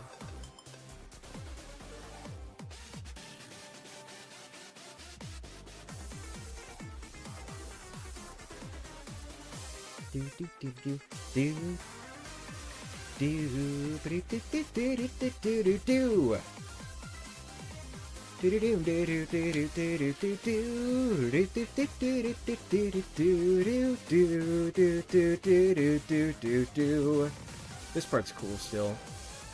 Even if I don't really care as much for Magnus 2.0's theme, I still think the improv part sounds awesome. That part they did really well on. The 2,000 Year Door, please no. God, as much as I want another Paper Mario game like 1,000 Year Door, I don't want it to just be a fucking 1,000 Year Door sequel. Don't give people that.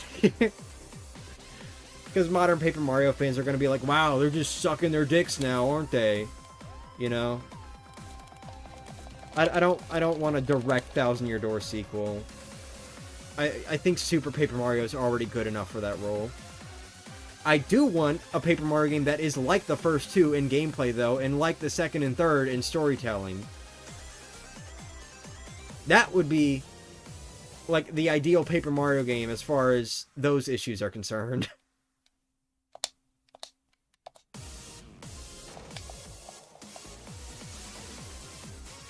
My brain made doors of swords from DOS. Also, welcome to your hotel room. You gonna show the fun thing I made at a later date? It's up to you. Whenever you want to show it, I can, like, pull it up.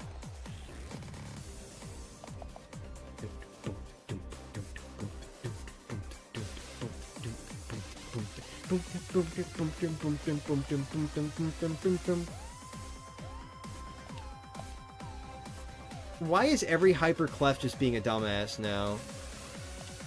Like, at least try to get some damage in on me. They're just only charging at this point. Good night.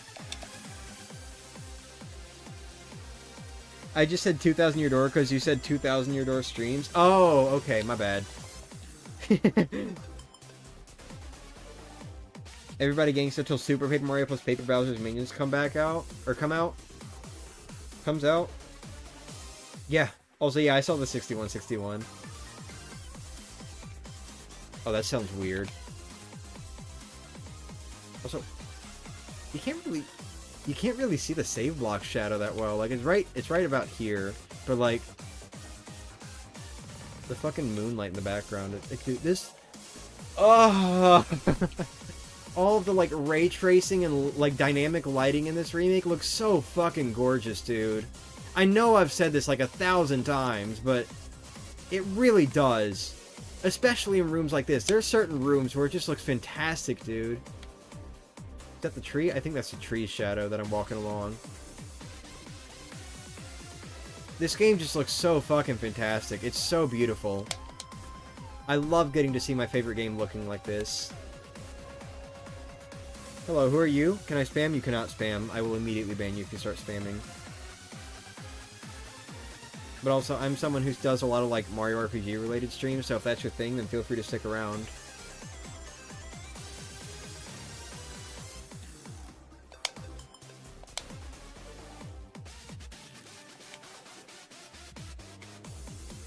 I will wait during the next Dream Team stream then? Okay, that's fine.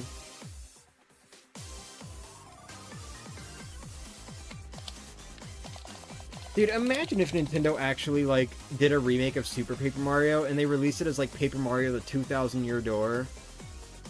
And it's literally just Super Paper Mario, but with, like, a new area added that has the, quote, 2,000 Year Door in it. That just leads to like a fucking extra optional challenge or something. That shit would be hilarious.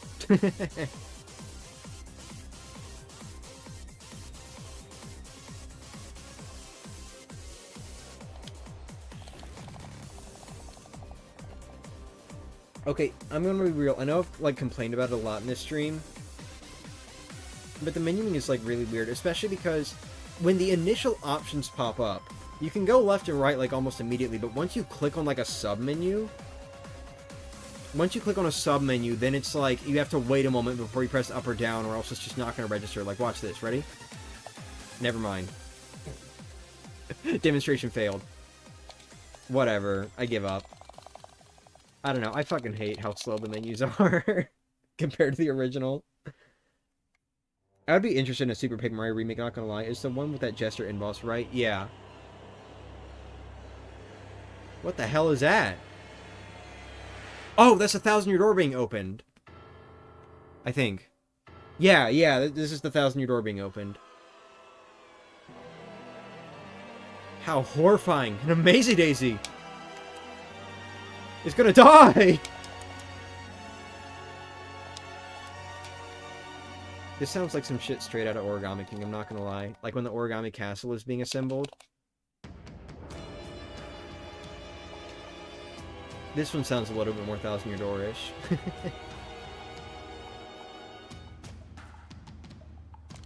Damn it, too early. Oh no!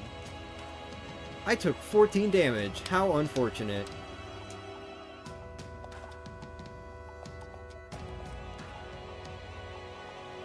As Real Dreamer victim, not gonna lie. What?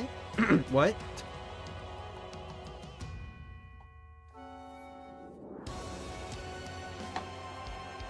But yeah, no, I'd be interested in a Super Paper Mario remake also. In fact, I do kind of want it. I want it. I want a Super Paper Mario remake at some point to the same level of love as the 1,000-Year Door remake got. However, not 2028. Make it 8 years from now. Oh, whoa! Look at this! 2 Crazy Daisies holding Super Shrooms and an Amazing Daisy. That's cool. I don't care about the Super Shrooms, but it's still cool. You're right. Huh? But no, I would genuinely love a Super Paper Mario remake, just not 2028. Give us a new game first. Ooh.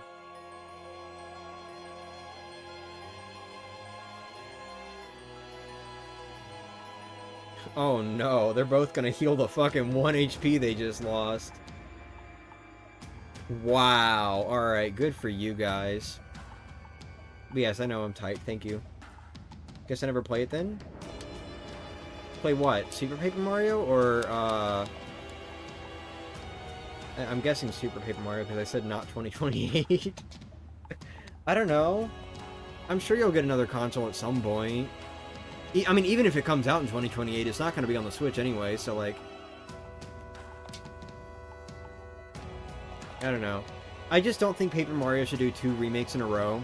I think that will kind of hurt the series a little bit. I think it would be better if they took this chance to do, like, a new game first. Show us what they can do now. Oh, hey, there we go. Coin spell. I think it would be good if they took this chance to show us what they can do now in terms of making new characters and all that. Because it's very obvious that they can at this point. There's no more, like, restrictions or anything. And I think I would prefer to see that happen before we get a remake of another dearly beloved Paper Mario game. I mean, I'm interested in it now. Fair enough. Ooh, did you hear that? That bum, ba, ba. So fucking awesome, dude. But yeah, I do want a Super Paper Mario remake someday. Just realized it's been 8 years since the last new Mario & Luigi game? Actually, 9! Paper Jam came out in 2015, it's 2024, so it's been about 9 years? Granted, I think Paper Jam came out in, like near the end of the year, so maybe it hasn't quite been 9 yet, but you know. Do you have money equipped? I do have money equipped, yes.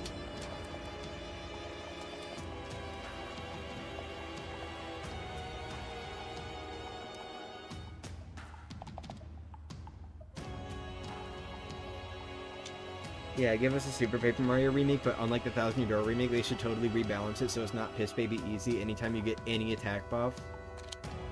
There we go. Damn it, too early. I need to stop hitting them so early.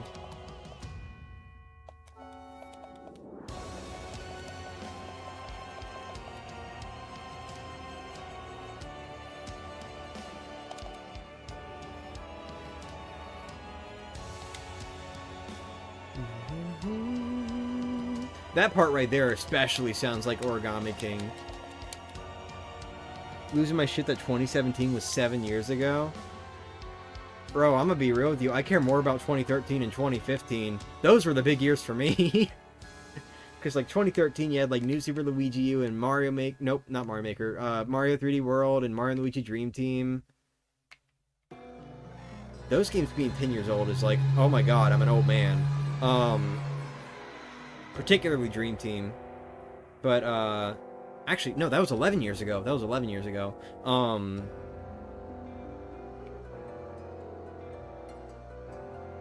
But then there's 2015, which was also a huge year for me, because that was Mario Maker, and a Mario & Luigi game that I was very excited for before that smile dropped into a frown while I was playing it for the first time. Mario & Luigi Paper Jam. What a yippee game. 2017 was not a good year. Fair enough. Do do do do do do do. I can't believe we're in the fucking Palace of Shadow now. Finally, we're in the Palace of Shadow on this soundtrack. Do do do do do do do do do do.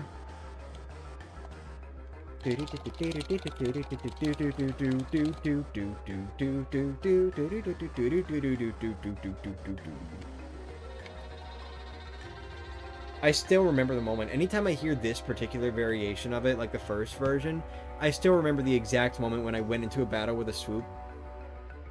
Bula? No. Swampire. I think it was a Swampire. I went into a battle with like a Swampire. And just...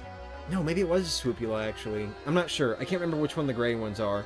But, you know, went into a fight with that, and it was just... Boom! You know, like that little sound that they use for final areas in Paper Mario games when you go into a battle. And then this just kept playing, no battle theme. I was like, oh, wow. They're really doing it, huh? Whew!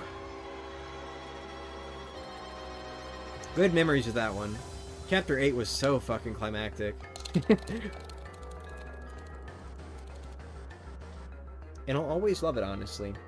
Actually, you know what? Speaking of Chapter 8... Hold on, let me read your message first. I just remember the day Ultra Sun and Ultra Moon came out and that I dreamed I missed the bus and started crying. Stupid dream. I'm sorry. You cannot spam. No, I'm sorry.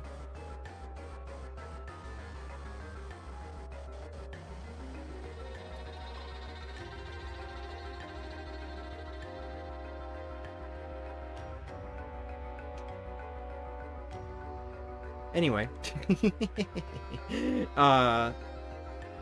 But anyway, so I have a thought now that I want to kind of discuss. We can have like a playful discussion, kind of.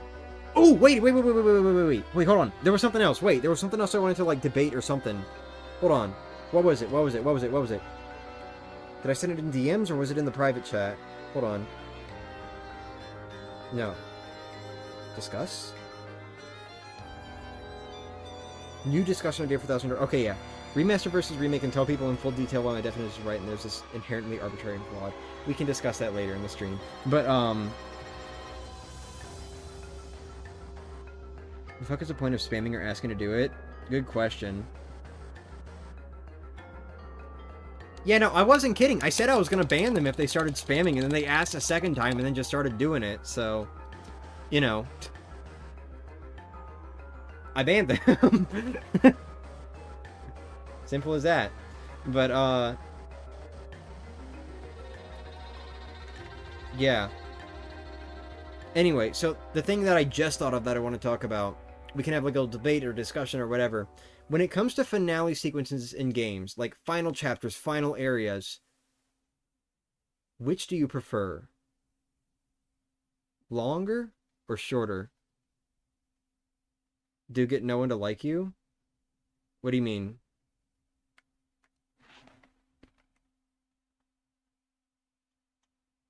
Oh, what the hell? It's not in the play. What? It somehow went to the Palace of Shadow theme, but like not in the playlist. That's weird. Here, hold on. Let me load the next one up. Nice timing on the zoom out. Bro. To get no one to like you. Oh, okay.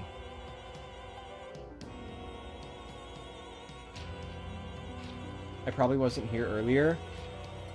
It's fine. But anyway,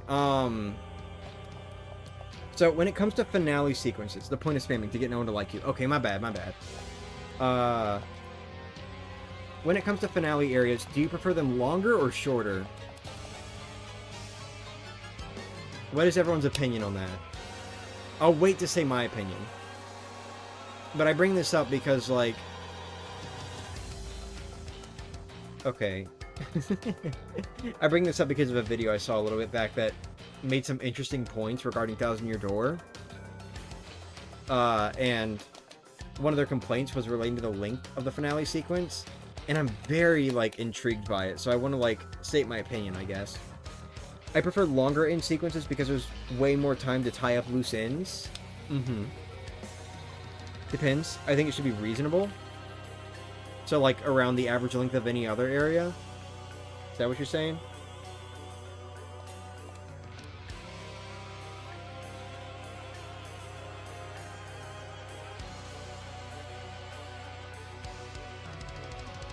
Oh, that fucking drum beat right there! I love that little, like, drum kick. I really liked Area Zero from Scarlet and Violet. I don't know how long that was. Was that just, like, normal length? Or... Ooh. Dude, this music is gonna make me very happy. Smile. I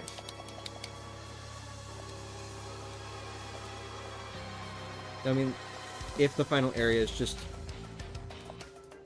the same and a grind, I will not like it. Oh, okay, fair enough. I guess it does depend on, like, how it's handled. I didn't really think about that when asking the question. So, my general opinion on finale sequences is I do like longer finale sequences, just so long as it doesn't feel like a grind or anything. I do think longer final areas are better, especially for, like, RPGs, because they really give a lot of time to tie up loose ends, and, or, you know, in the case of, like, Zelda games, you know, you got, like, Lorule Castle as the final area of A Link Between Worlds. Sorry, slight spoilers there, but, I mean, I think you could probably figure that one out if you've seen enough of the game. You know, and that one kind of goes on for a little bit, like, there's multiple floors and stuff, and, you know, the music's, like, continuously building the higher up you go, and it's really fucking cool. So for, like, adventure games or RPGs, generally, I think I do prefer longer finale sequences, because, you know, My Hero Academia really suffered from trying to get itself done as quick as possible. Yeah. Ooh! Nice. I do like longer finale sequences because it gives a lot more time to not only build up to this big finale, but also because if you've got like a very story-focused game, it gives a lot of time to like tie up loose ends. And that was something that someone actually said regarding Thousand Year Door. This was a modern Paper Mario fan talking about the game. I don't remember who it was. This was like months ago. And by months ago, I mean like 2, but you know. This was like a modern Paper Mario fan talking about their first experience with Thousand Year Door, and one of their complaints was that the game's final chapter drags on for too long. It's like they were expecting it to come to an end, but it just kept going and going and going. And I found that very interesting because they did say that they preferred the shorter finale sequences of like Color Splash and Origami King, where you go into that... Oh, you go into that final area, and you're done within like about an hour or 2, you know? About an hour or 2 hours, somewhere around there. They're shorter than most of the other chapters of the game. So, you know, it's very interesting in that regard. But me personally, I think I think the Thousand Year Door's longer finale sequence is a good thing, because it gives a lot of time to properly build up, and there are just so many, like, plot elements in this game happening at once that there's a lot of time to really just tie everything up in the end, you know? Like, you've got Gloomtail being the introduction of, oh my god, there's more than one dragon, you know? And that's where you find out about Bonetail in the pit. Granted, that one wasn't really that necessary, but, you know. Then you've got, like, all the story-related stuff regarding the Palace of Shadow and the Tower of Riddles. And you've got the Shadow Sirens showing up for, like, one more final thing, and also revealing how they even got in, you know? And then there's Brodus, and there's Bowser, and, like, there's so much going on that I think this game's final sequence, I think this game's final chapter, being as long as it is justified. And I personally like it a lot, you know? And they also said something similar about the first Paper Mario game, where Bowser's Castle kind of just drags on and on and on. And very similarly, I feel like there are some plot points kind of being wrapped up there. Granted, not as much. There are not as many plot points being wrapped up in that finale sequence. It is just a big area. But, you know, just in general, like, I think I like longer finales, I'm not gonna lie. Same sort of situation for Bowser's Inside Story. I could talk about Bowser's Inside Story. That one's got a big finale sequence, too. So, you know, it just depends, I guess. But I think in general, I definitely prefer longer ones. But if a shorter one is justified, like you've already got a bunch of stuff wrapped up and all that, I think it's okay to have a shorter finale, too. It's just, I definitely have a preference, you know?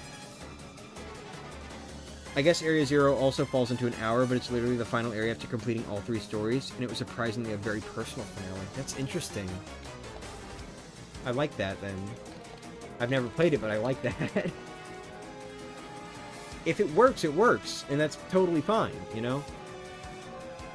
That's actually one thing that I will say, like, I actually don't like about, you know, Color Splash. You know, that game's finale is way too short, in my opinion, because even though there isn't that much to wrap up, it's like, you have Chapter 6, you get the final big paint star, and then it's like, oh, on to Bowser's Castle you go. And then it's like maybe, I don't know, what, half an hour of being in Bowser's Castle, and then you're at the final boss already. So it's like, you know, like that finale is way too damn short in my opinion. There's not really a whole lot going on to hype it up either. But, you know. So it just depends on how well they can make it work. Can I dip for 34 minutes? Yeah, that's fine. Go ahead. I'm still gonna talk, but, you know.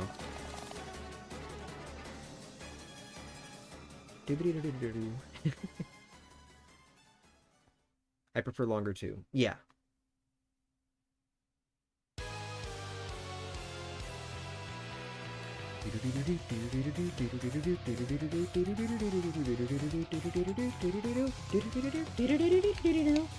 Dude, my throat is fucking spent at this point. I've done so much talking today. I think my mashing is kind of degrading a little bit too. Literally get the plot twist, and instead of gasping, you just get told the truth, and it's a gut punch, and there's no music. You just have to take it. That sounds like a really fucking cool moment. And the plot twist is that you have to buy the DLC. Oh, hey, there we go. Another Maisie. Still not going to be enough to level up, but you know.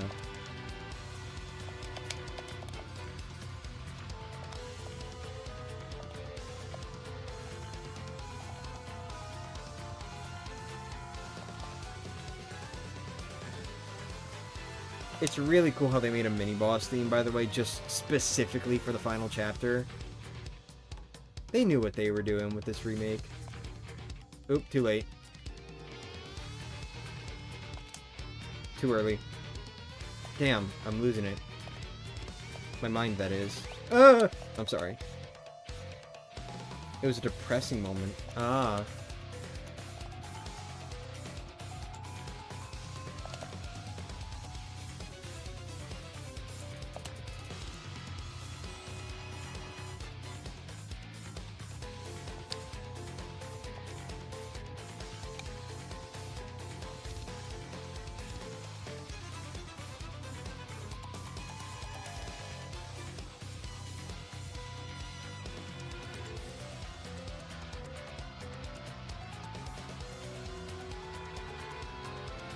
Not really.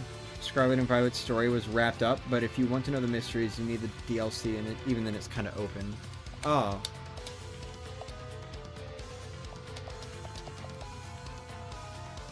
Who cares? I got Terrapagos. Yeah.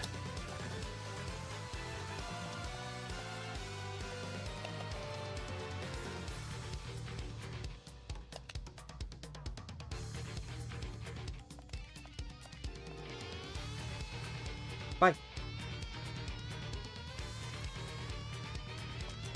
Got it! It is kind of funny how a lot of these super guards I keep getting lucky with Mario on, so he just sits there and holds the super guard pose. I think that is a nice detail, honestly. Just the way that Mario will hold like a guard or a super guard pose, even if an attack doesn't actually connect with him, just so that you can know, yes, you got the timing for the super guard. That's actually really helpful for learning super guard timing. In general, I think I do prefer the way super guards and guards work in the remake as opposed to the original. Because in the original, you wouldn't know if you even got the guard or the super guard if you missed at all. And even then, they don't hold the pose or anything until, you know, you actually got it, I guess. If it does hit you. So, you know.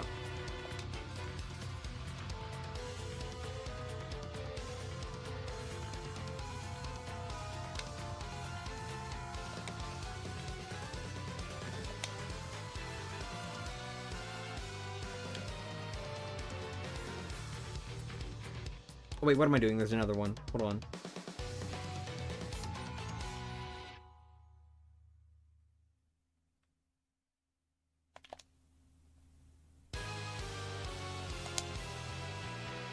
You return. Welcome back.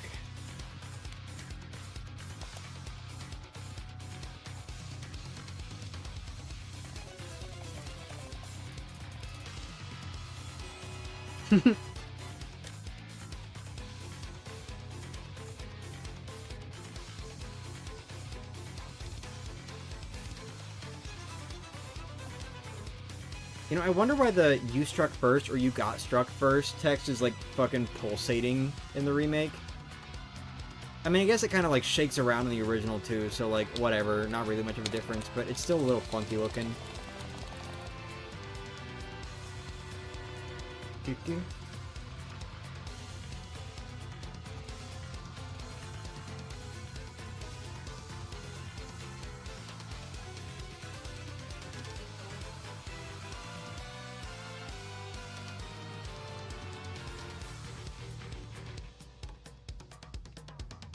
Luigi just sitting a bunch of... Nope. Luigi's sitting among a bunch of Koopas. That's cool. They're so fucking bald. You ever notice that? For some reason, Koopas just look really bald. Maybe it's just because, like, they're all yellow or whatever. And that's, like, very close to a human skin tone. But, like, I don't know. They just look really bald to me. I shall sleep. You do that.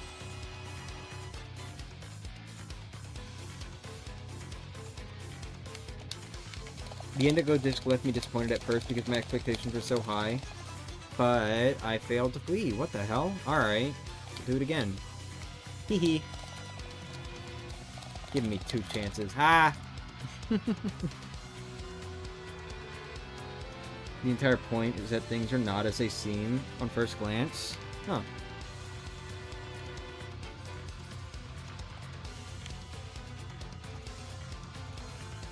I love the baldness of Koopas. Me too, I guess.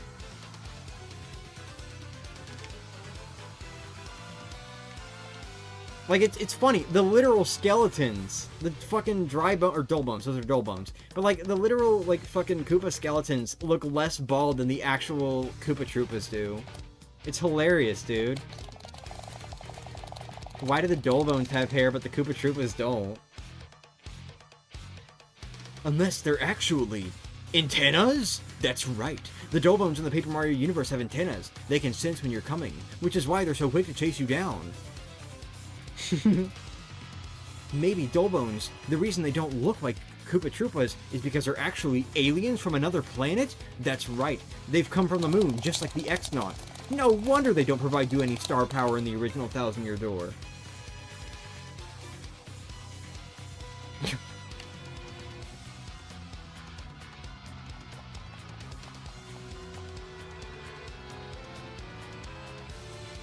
I do enjoy the Unova references, and Kitakami is also a nice place. Only thing the DLC lacks is something like Dynamax Adventures. Yeah. I don't know what I'm talking about. I don't know why I said yeah.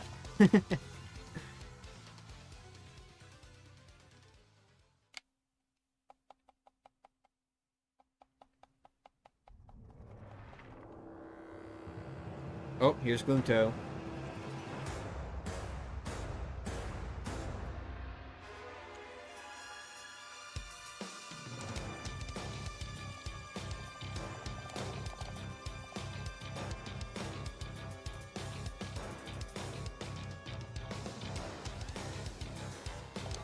We're gonna be like, what the fuck are you talking about? Yeah, pretty much. This is the life of someone who has friends who are really into Pokemon, who hasn't played a single Pokemon game. Oh, hey, there we go. Then again, I'm sure fucking so many of my friends have no clue what the hell I'm talking about when I go on about Paper Mario stuff. Not entirely talking about online friends, so I'm sure, like, you know, Gil, you probably haven't, like, you probably don't know a lot of the stuff I talk about regarding Paper Mario, but, you know, like, as far as school friends are concerned, aside from the one that I managed to get interested in this game, I don't think any of them really know what I'm talking about when I go on about Paper Mario stuff.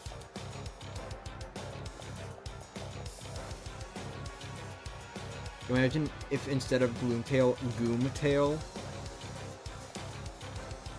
What, he's Goomy or something? Gooey, Goomy, whatever the fuck the word is. Gooey. Yeah, it's Gooey. Not Goomy. Goomy's a Pokemon. How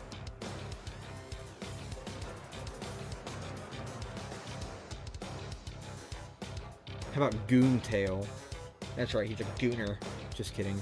If anything, that would be Hooktail, but you know. I do get a few things, at least the things that I've seen. Oh yeah, that's fair.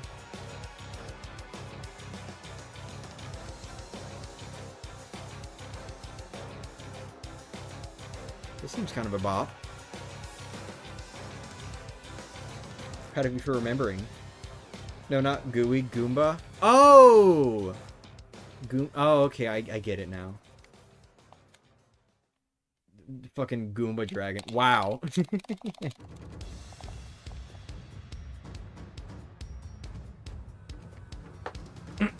Wow. Alright, cool. That went down great. That was the last sip of water I had, and I almost fucking choked on it.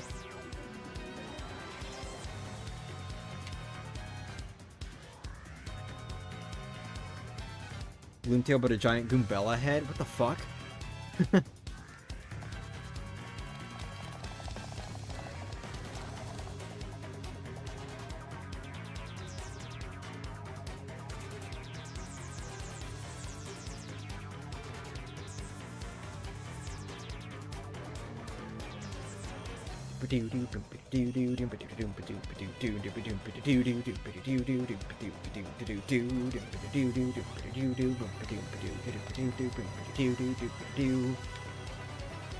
Bum bum. Oh, did that too early. Ooh, this part's so fucking good, dude.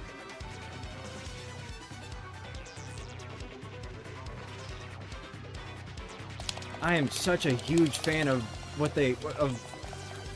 I am such a huge fan of Paper Mario.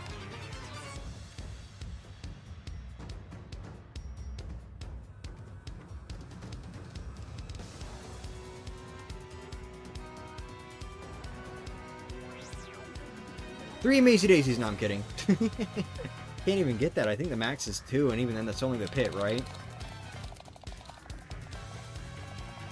You know someone would find it hot.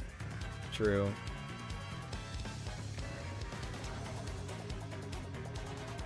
I mean, you know... Sure, someone probably would, considering this is the same game where we get Hooktail the fucking Feet Dragon. Or should I say Licking Feet Dragon, rather. Or Sniffing? Yeah, that happens too.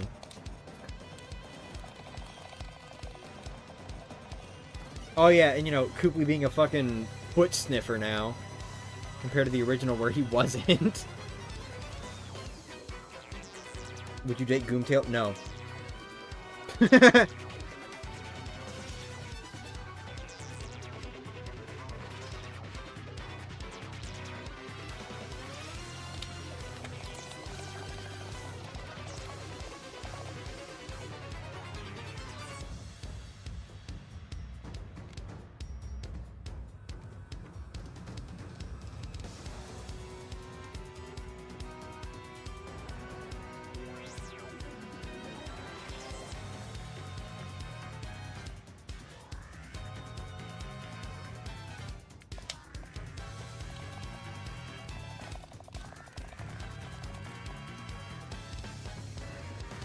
You know what I could have done? I could have gone to like 100 HP and then level up to 100 FP, so that way I could have all my stats around 100. 100, 199. Oh, what the fuck? I missed?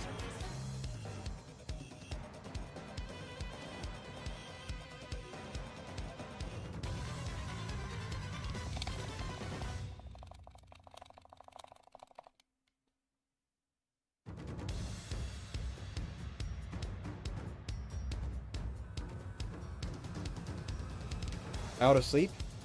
Have a good night.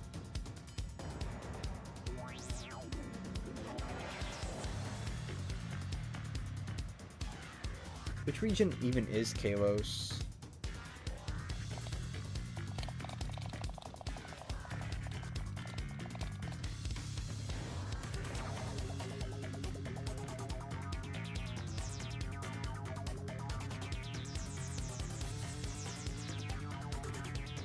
Oh, is that X and Y?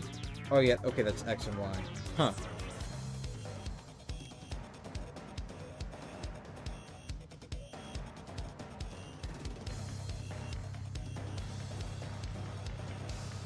The French one? That does not answer the question, but alright. Bro, I don't know which regions are inspired by what.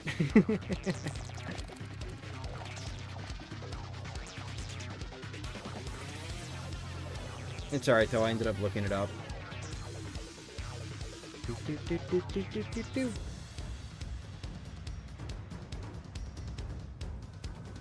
Whoa! Way further over to the right. To the right, yeah. To the right, to the right, to the right, to the right.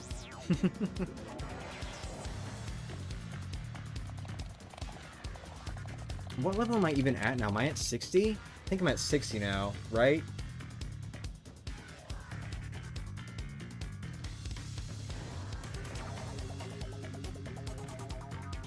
Yeah. You know if it's based on America? Hmm.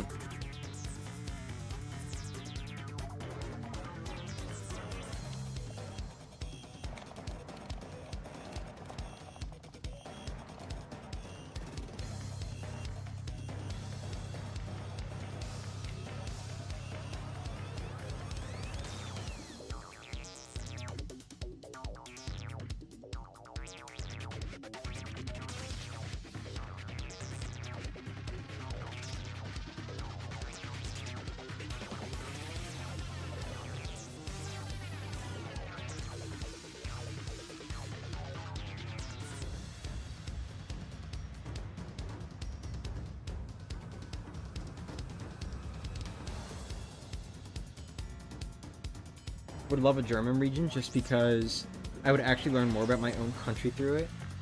That's fair, honestly.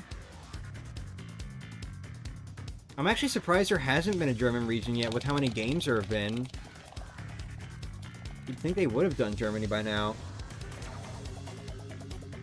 Also, yeah, I'm sorry, Sean, but I've literally, like, you were the first person I've ever actually heard call Legends Arceus bad. Arceus? Arceus? Whatever. I'm not doing that again. But, like, you're genuinely the first person I've ever seen call that game bad. I'm sorry. I've never even played it myself, but, like, I don't really... I'm not sure. You have your own opinion. You know, it's fine. You can have your own opinion. Ooh, Palace of Shadow Tower. Here we go.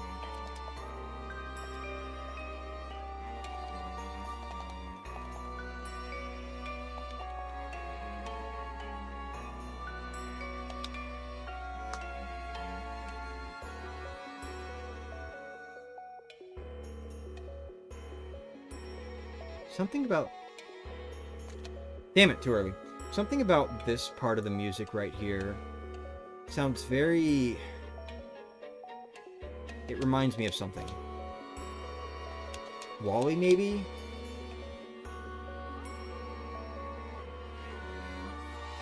I'm not sure. It's a like, you know, the part that's the Pit of 100 Trials melody. I'm not entirely sure what it reminds me of, but it reminds me of something. I think it's completely valid not liking it, but I love the gameplay so much. Yeah, no, it's fine. It's fine to not like it. I'm just like, I was very confused seeing that statement, because, like, that's the first time I've ever seen it personally. feel like Italy would come before Germany. Probably. Ooh, a very... Well, actually, no. Dude, imagine if they made, like, a specific section of that region that's just based around, like, you know, like, the sort of, like, Venice area. Where you have, like, a lot of fucking waterways and stuff like that. That would be cool. Imagine that. Did you say Wally? Yeah, I said Wally. That's what I said. This part, right here. The instrument they use. It reminds me of, like, Wally or something. I'm not sure. But, like, even the original has always reminded me of that. Or maybe I'm thinking of Deal or No Deal? I don't know. I'm not sure. Something from my childhood, though. Even in the original, the instrument they use there has always reminded me of something from my childhood, but I've never been sure what. Yeah, you hear it, right?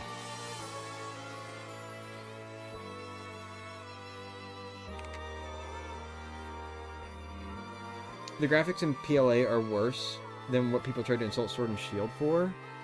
That's fair. I will say that's fair, but you know. Oh, never mind. You don't hear it. You were talking about something else. But anyway, you should watch Pokemon Heroes for an area like that. My favorite Pokemon movie. Really? Cool. I could see Venice and Rome Coliseum. Ooh, yeah! I completely fucking forgot about Rome Coliseum, dude. That would be sick. Dude, actually, wait! An Italy-focused region that has me super... Never mind. I want it to be sick. But anyway, an Italy-focused region that has, like, a fucking water-themed area, and, like, maybe the fucking championship is in, like, Rome Coliseum-inspired place. That would be sick. If not, then... I'm sorry, if not that, then at least, like, the Elite Four or something, right? Come on. They gotta.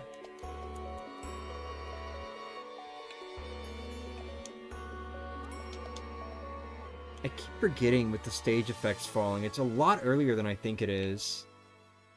Like, I was trying to wait for, like, about when it makes contact with you, because that's what I thought it was, but no, it's slightly earlier, I forget. You get hit before it even actually touches you. Damn it, too early. Write that down. Yeah! Dude. This version of Deeper Into the Shadows is so fucking cool, but just you wait for the next two versions. This one's the most, like, this one's the closest to the original. But still, just you wait for the next two versions if you haven't heard them yet. They're fucking insane, dude.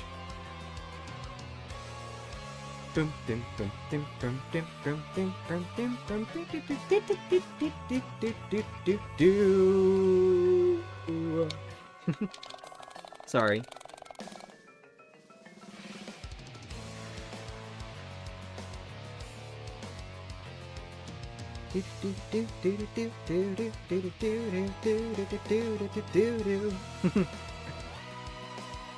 That's what I was going for? Hell yeah!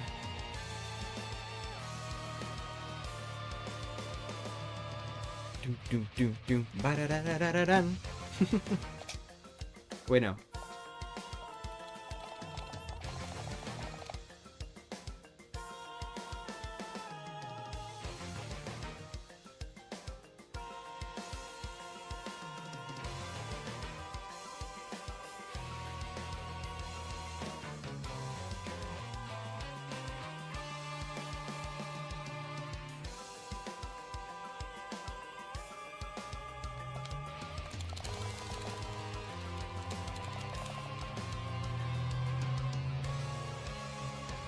Now I know y'all heard that when I saw the microphone line moving.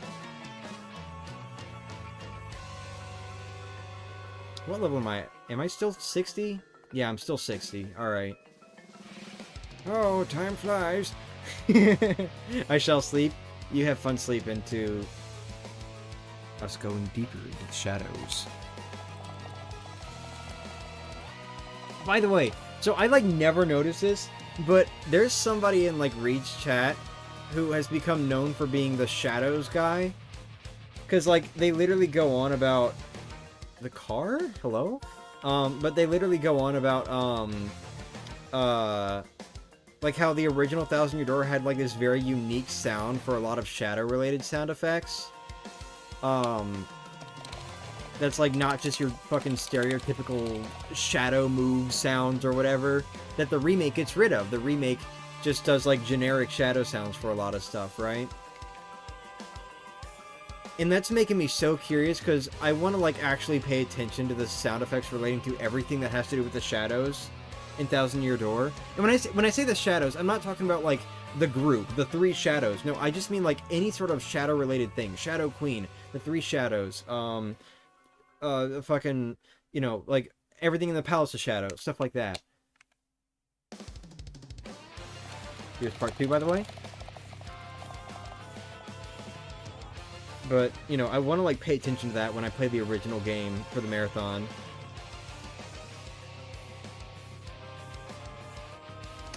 Ba-da-ba-da-ba. Do-do-do-do-do-do-do-do-do-do-do. I love that part right there. Shadow, you mean me? Yeah, you.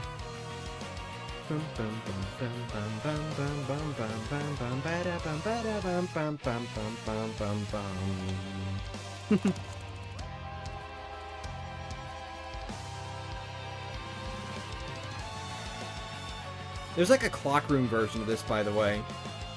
Like specifically when you're in any sort of gear room. I said clock room, I meant gear room. Whenever you're in any sort of room that has like turning gears and stuff like that, there's like an extra sound that's like it goes along with the music, and it's really cool. I didn't even know about it until like a couple weeks ago. I don't think that's in this playlist though.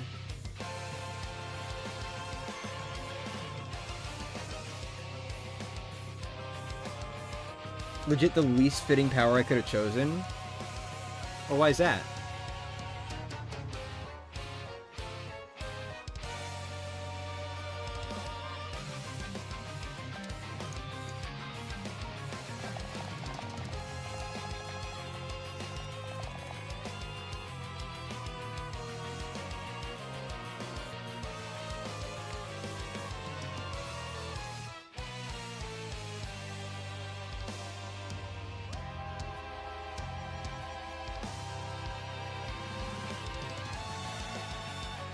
Come on, give me another Mazy Daisy.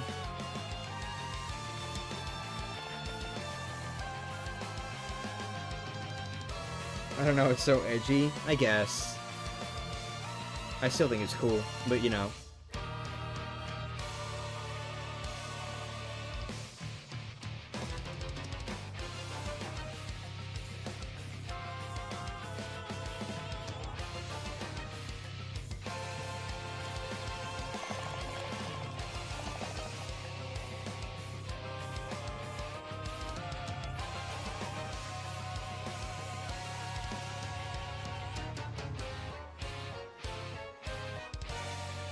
Look at me, slash my Sona. Do I look threatening to you?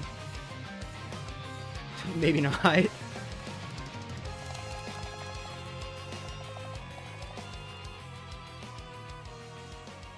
mean, you know, look at me. Do I look threatening? No. Part 3 incoming, by the way.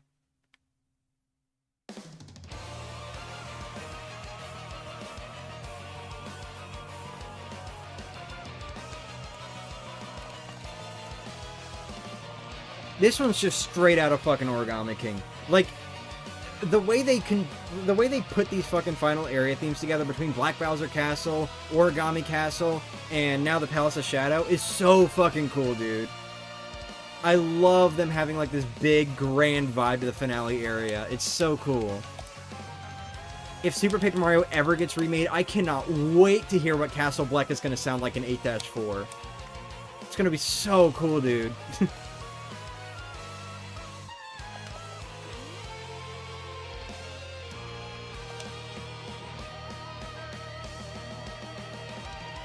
Ooh, I'm gonna level up after this one.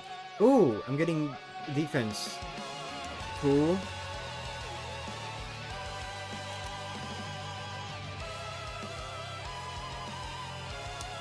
Oh, too early. I like music that builds on itself. Me too.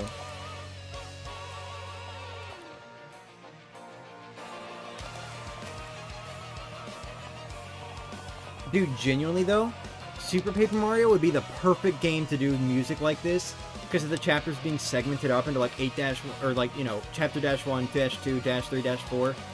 And like, I could easily see Castle Black having like 4 different variations that just gets gradually stronger as you go through. That shit is gonna be so cool if that game ever gets a remake. Similarly, you know, you got the Floro-Sapien Caverns for like 5-3 and 5-4. That one's gonna be awesome also. Or would be awesome. If I would make a game, I would do something like that as well. Hell yeah. Dude, I love progressive music so much. Celeste is one of my favorite games of all time, and also like my favorite platformer, and that one also has a lot of progressive music. It's so fucking cool, man. I'm such a big fan of it.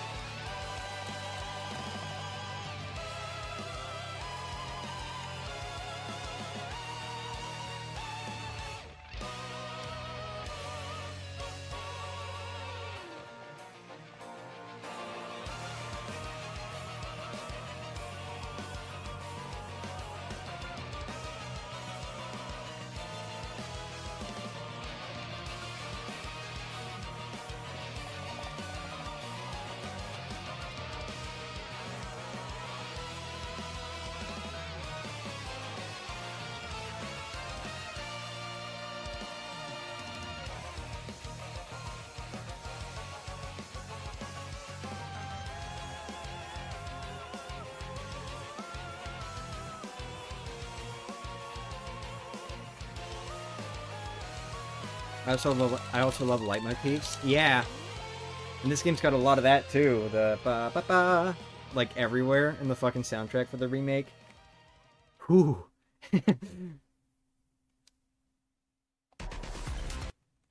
No, why would you interrupt in the middle of a boss theme? I'm rewinding. Hold on. It did the fucking video paused. Are you still watching? Thing. Here, let's just like go back a little bit. There we go. Grotus' theme. It's hard to pick up on what is a leitmotif in a first playthrough. Fair enough. It depends on how much the game uses it and like how prominent it is, how big the soundtrack is, stuff like that. Because like, you know, like Color Splash and Origami King, especially, you know, if you're expecting it, because like Paper Mario does this a lot now. You're expecting there to be a leitmotif in like all the music at this point, but you know, like with Color Splash, it's very obvious what the leitmotif for that game is. The you know, and Origami King also has one that's super prominent too. So at least when ZA comes out, I won't have to interact with Nimona anymore, except in Masters. Oh. Oh well.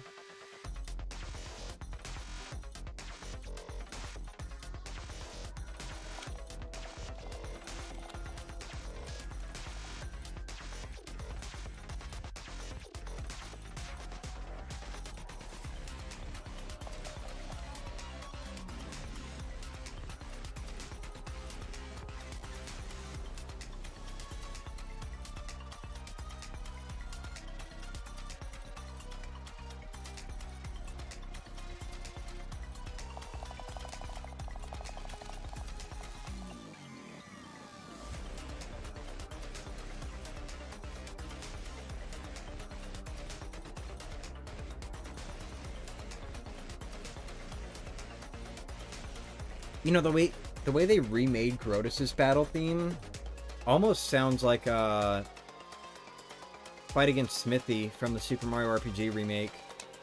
Or no, not the remake, the original. It sounds almost like the original version of Fight Against Smithy. Like the instrumentation, I mean.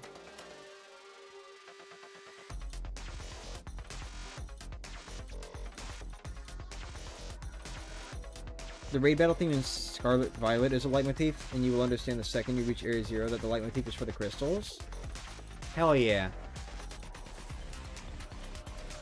They go wild with the different themes they create with it. It's genuinely just like the coolest thing ever, dude, when musicians do that. Because then it's like... It's almost like... I don't want to say putting your signature Because, you know, that's more stuff like Tataka's song, you know? But, you know, it's almost like putting the game's signature or something in the music when you do that. And I really, really love it. Or, you know, maybe not the game, maybe it's a character, you know? Because, like, you play Zelda games. If you play Zelda games, there are a lot of characters that have, like, their own themes, and those get snuck into a lot of other themes that relate to them in some way. You know, especially with, like, Breath of the Wild and Tears of the Kingdom, you may notice that a lot, so, you know. Or, you know, maybe area themes going across a franchise, like fucking, Rito Village. That one. Yeah, Dragon Roost Island, that's what I was trying to think of. But Dragon Roost Island being used in Rito Village's theme and stuff like that. I just love it. I love any sort of thing that's like that, because it's like you're putting a signature on it, you know? An audible signature. Trapper Ghost My Beloved has it, of course, too, since it is the origin of the crystals. Oh. Damn, that is a fucking empty, depressing crowd. That's what my college classes look like halfway through the semester. Too early. Way too early there. Did you see that? Did you see how much time I had after they stopped holding the pose before I got hit? Way too early. I gotta work on it. I gotta start doing later again. Also, quick question. How the hell did they come up with a thinking version of Grotus' theme? I mean, that one's like noise music pretty much, right? How the hell did they come up with a thinking version for it? That's interesting. Like, listen to this. It's weird.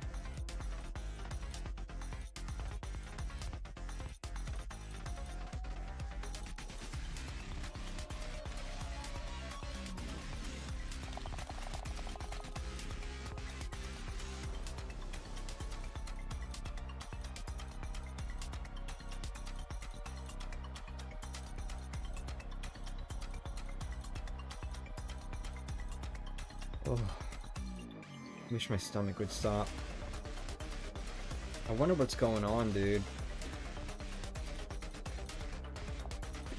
For those who weren't here when I kind of described it in the Dream Team stream, I've been having like stomach issues, stomach gut issues or whatever since last night. And I've had to go to the toilet a lot. Haven't had to do it so much this morning, or like today, but it has still been very uncomfortable.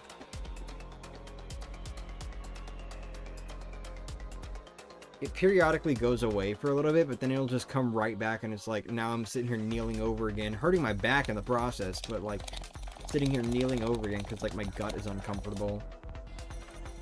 And I don't want to go to the toilet, because like, for one, I already tried going to the toilet after the previous stream, and nothing came out. But, you know, unlike the previous 4 times I've been in the past 2 days. But, you know. Did you eat or drink something weird? I'm not sure. Like, last night, I think, we had, like, Korean beef rice bowls. But aside from that, I can't think of anything that would, like... Even that, like, it's not like it was spicy or anything, and the way it's impacting me doesn't feel the same as the way peppers usually impact me. So, like... I don't know what it was. I don't know if it's like the combination of brown sugar and like the peppers that were put in or what. I'm not sure. Maybe the beef wasn't good. I don't know. It sure as hell tasted good. I'll say that much. But, I don't know. I don't, like, that's the only thing I can think of that might be causing it. Unless, oh, there's Imprisoned Peach. I'm sorry. There's Imprisoned Princess Peach, by the way. The one that I talked about earlier that they should have put after the Bowser fight when he like takes Princess Peach back to the behind the throne, you know. But, you know, I did have like a whole snowball yesterday too, so maybe it's just a lot of sugar or something, and my body's not processing it well right now for some reason. Dude, this. Oh, okay. You gotta listen. Just listen to it. Listen to it.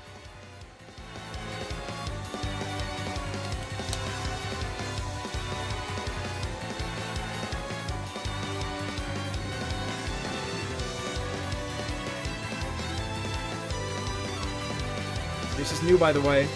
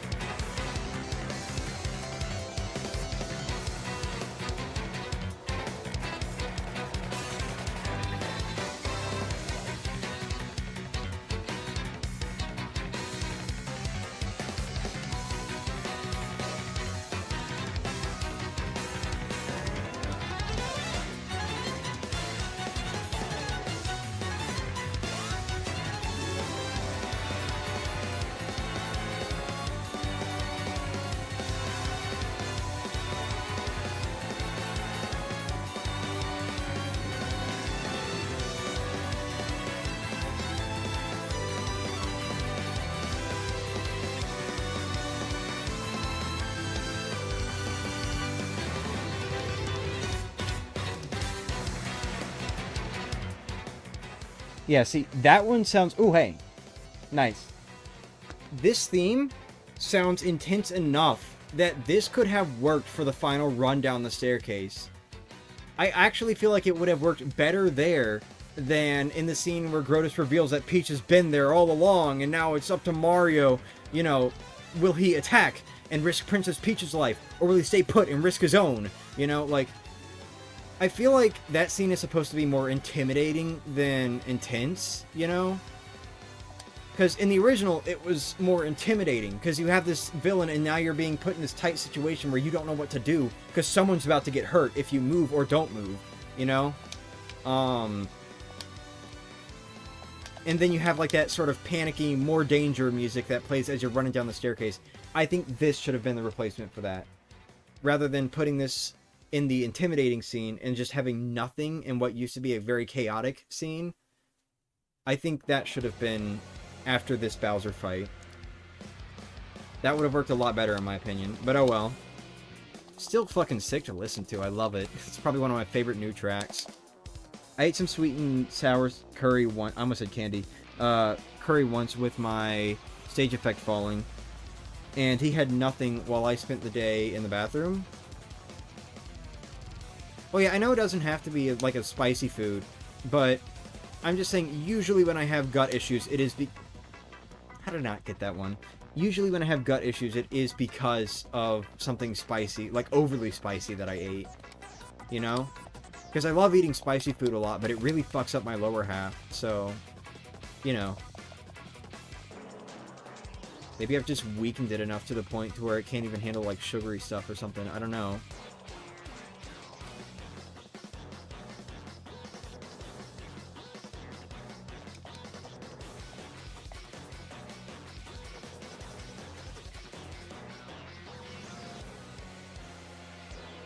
Oh. I think it might be about me. I think it might be about time for me to end stream soon. I just heard a car door shut outside. Yeah, alright. I think we'll go ahead and just encounter this real quick. And if it's not an Amazing Daisy, whatever, I run away. It's fine. But I think we'll just go ahead and end on the Bowser theme. Yeah. Alright, so we'll pick up with this later on. Alright? Sorry to cut it so short, like right next to the finale.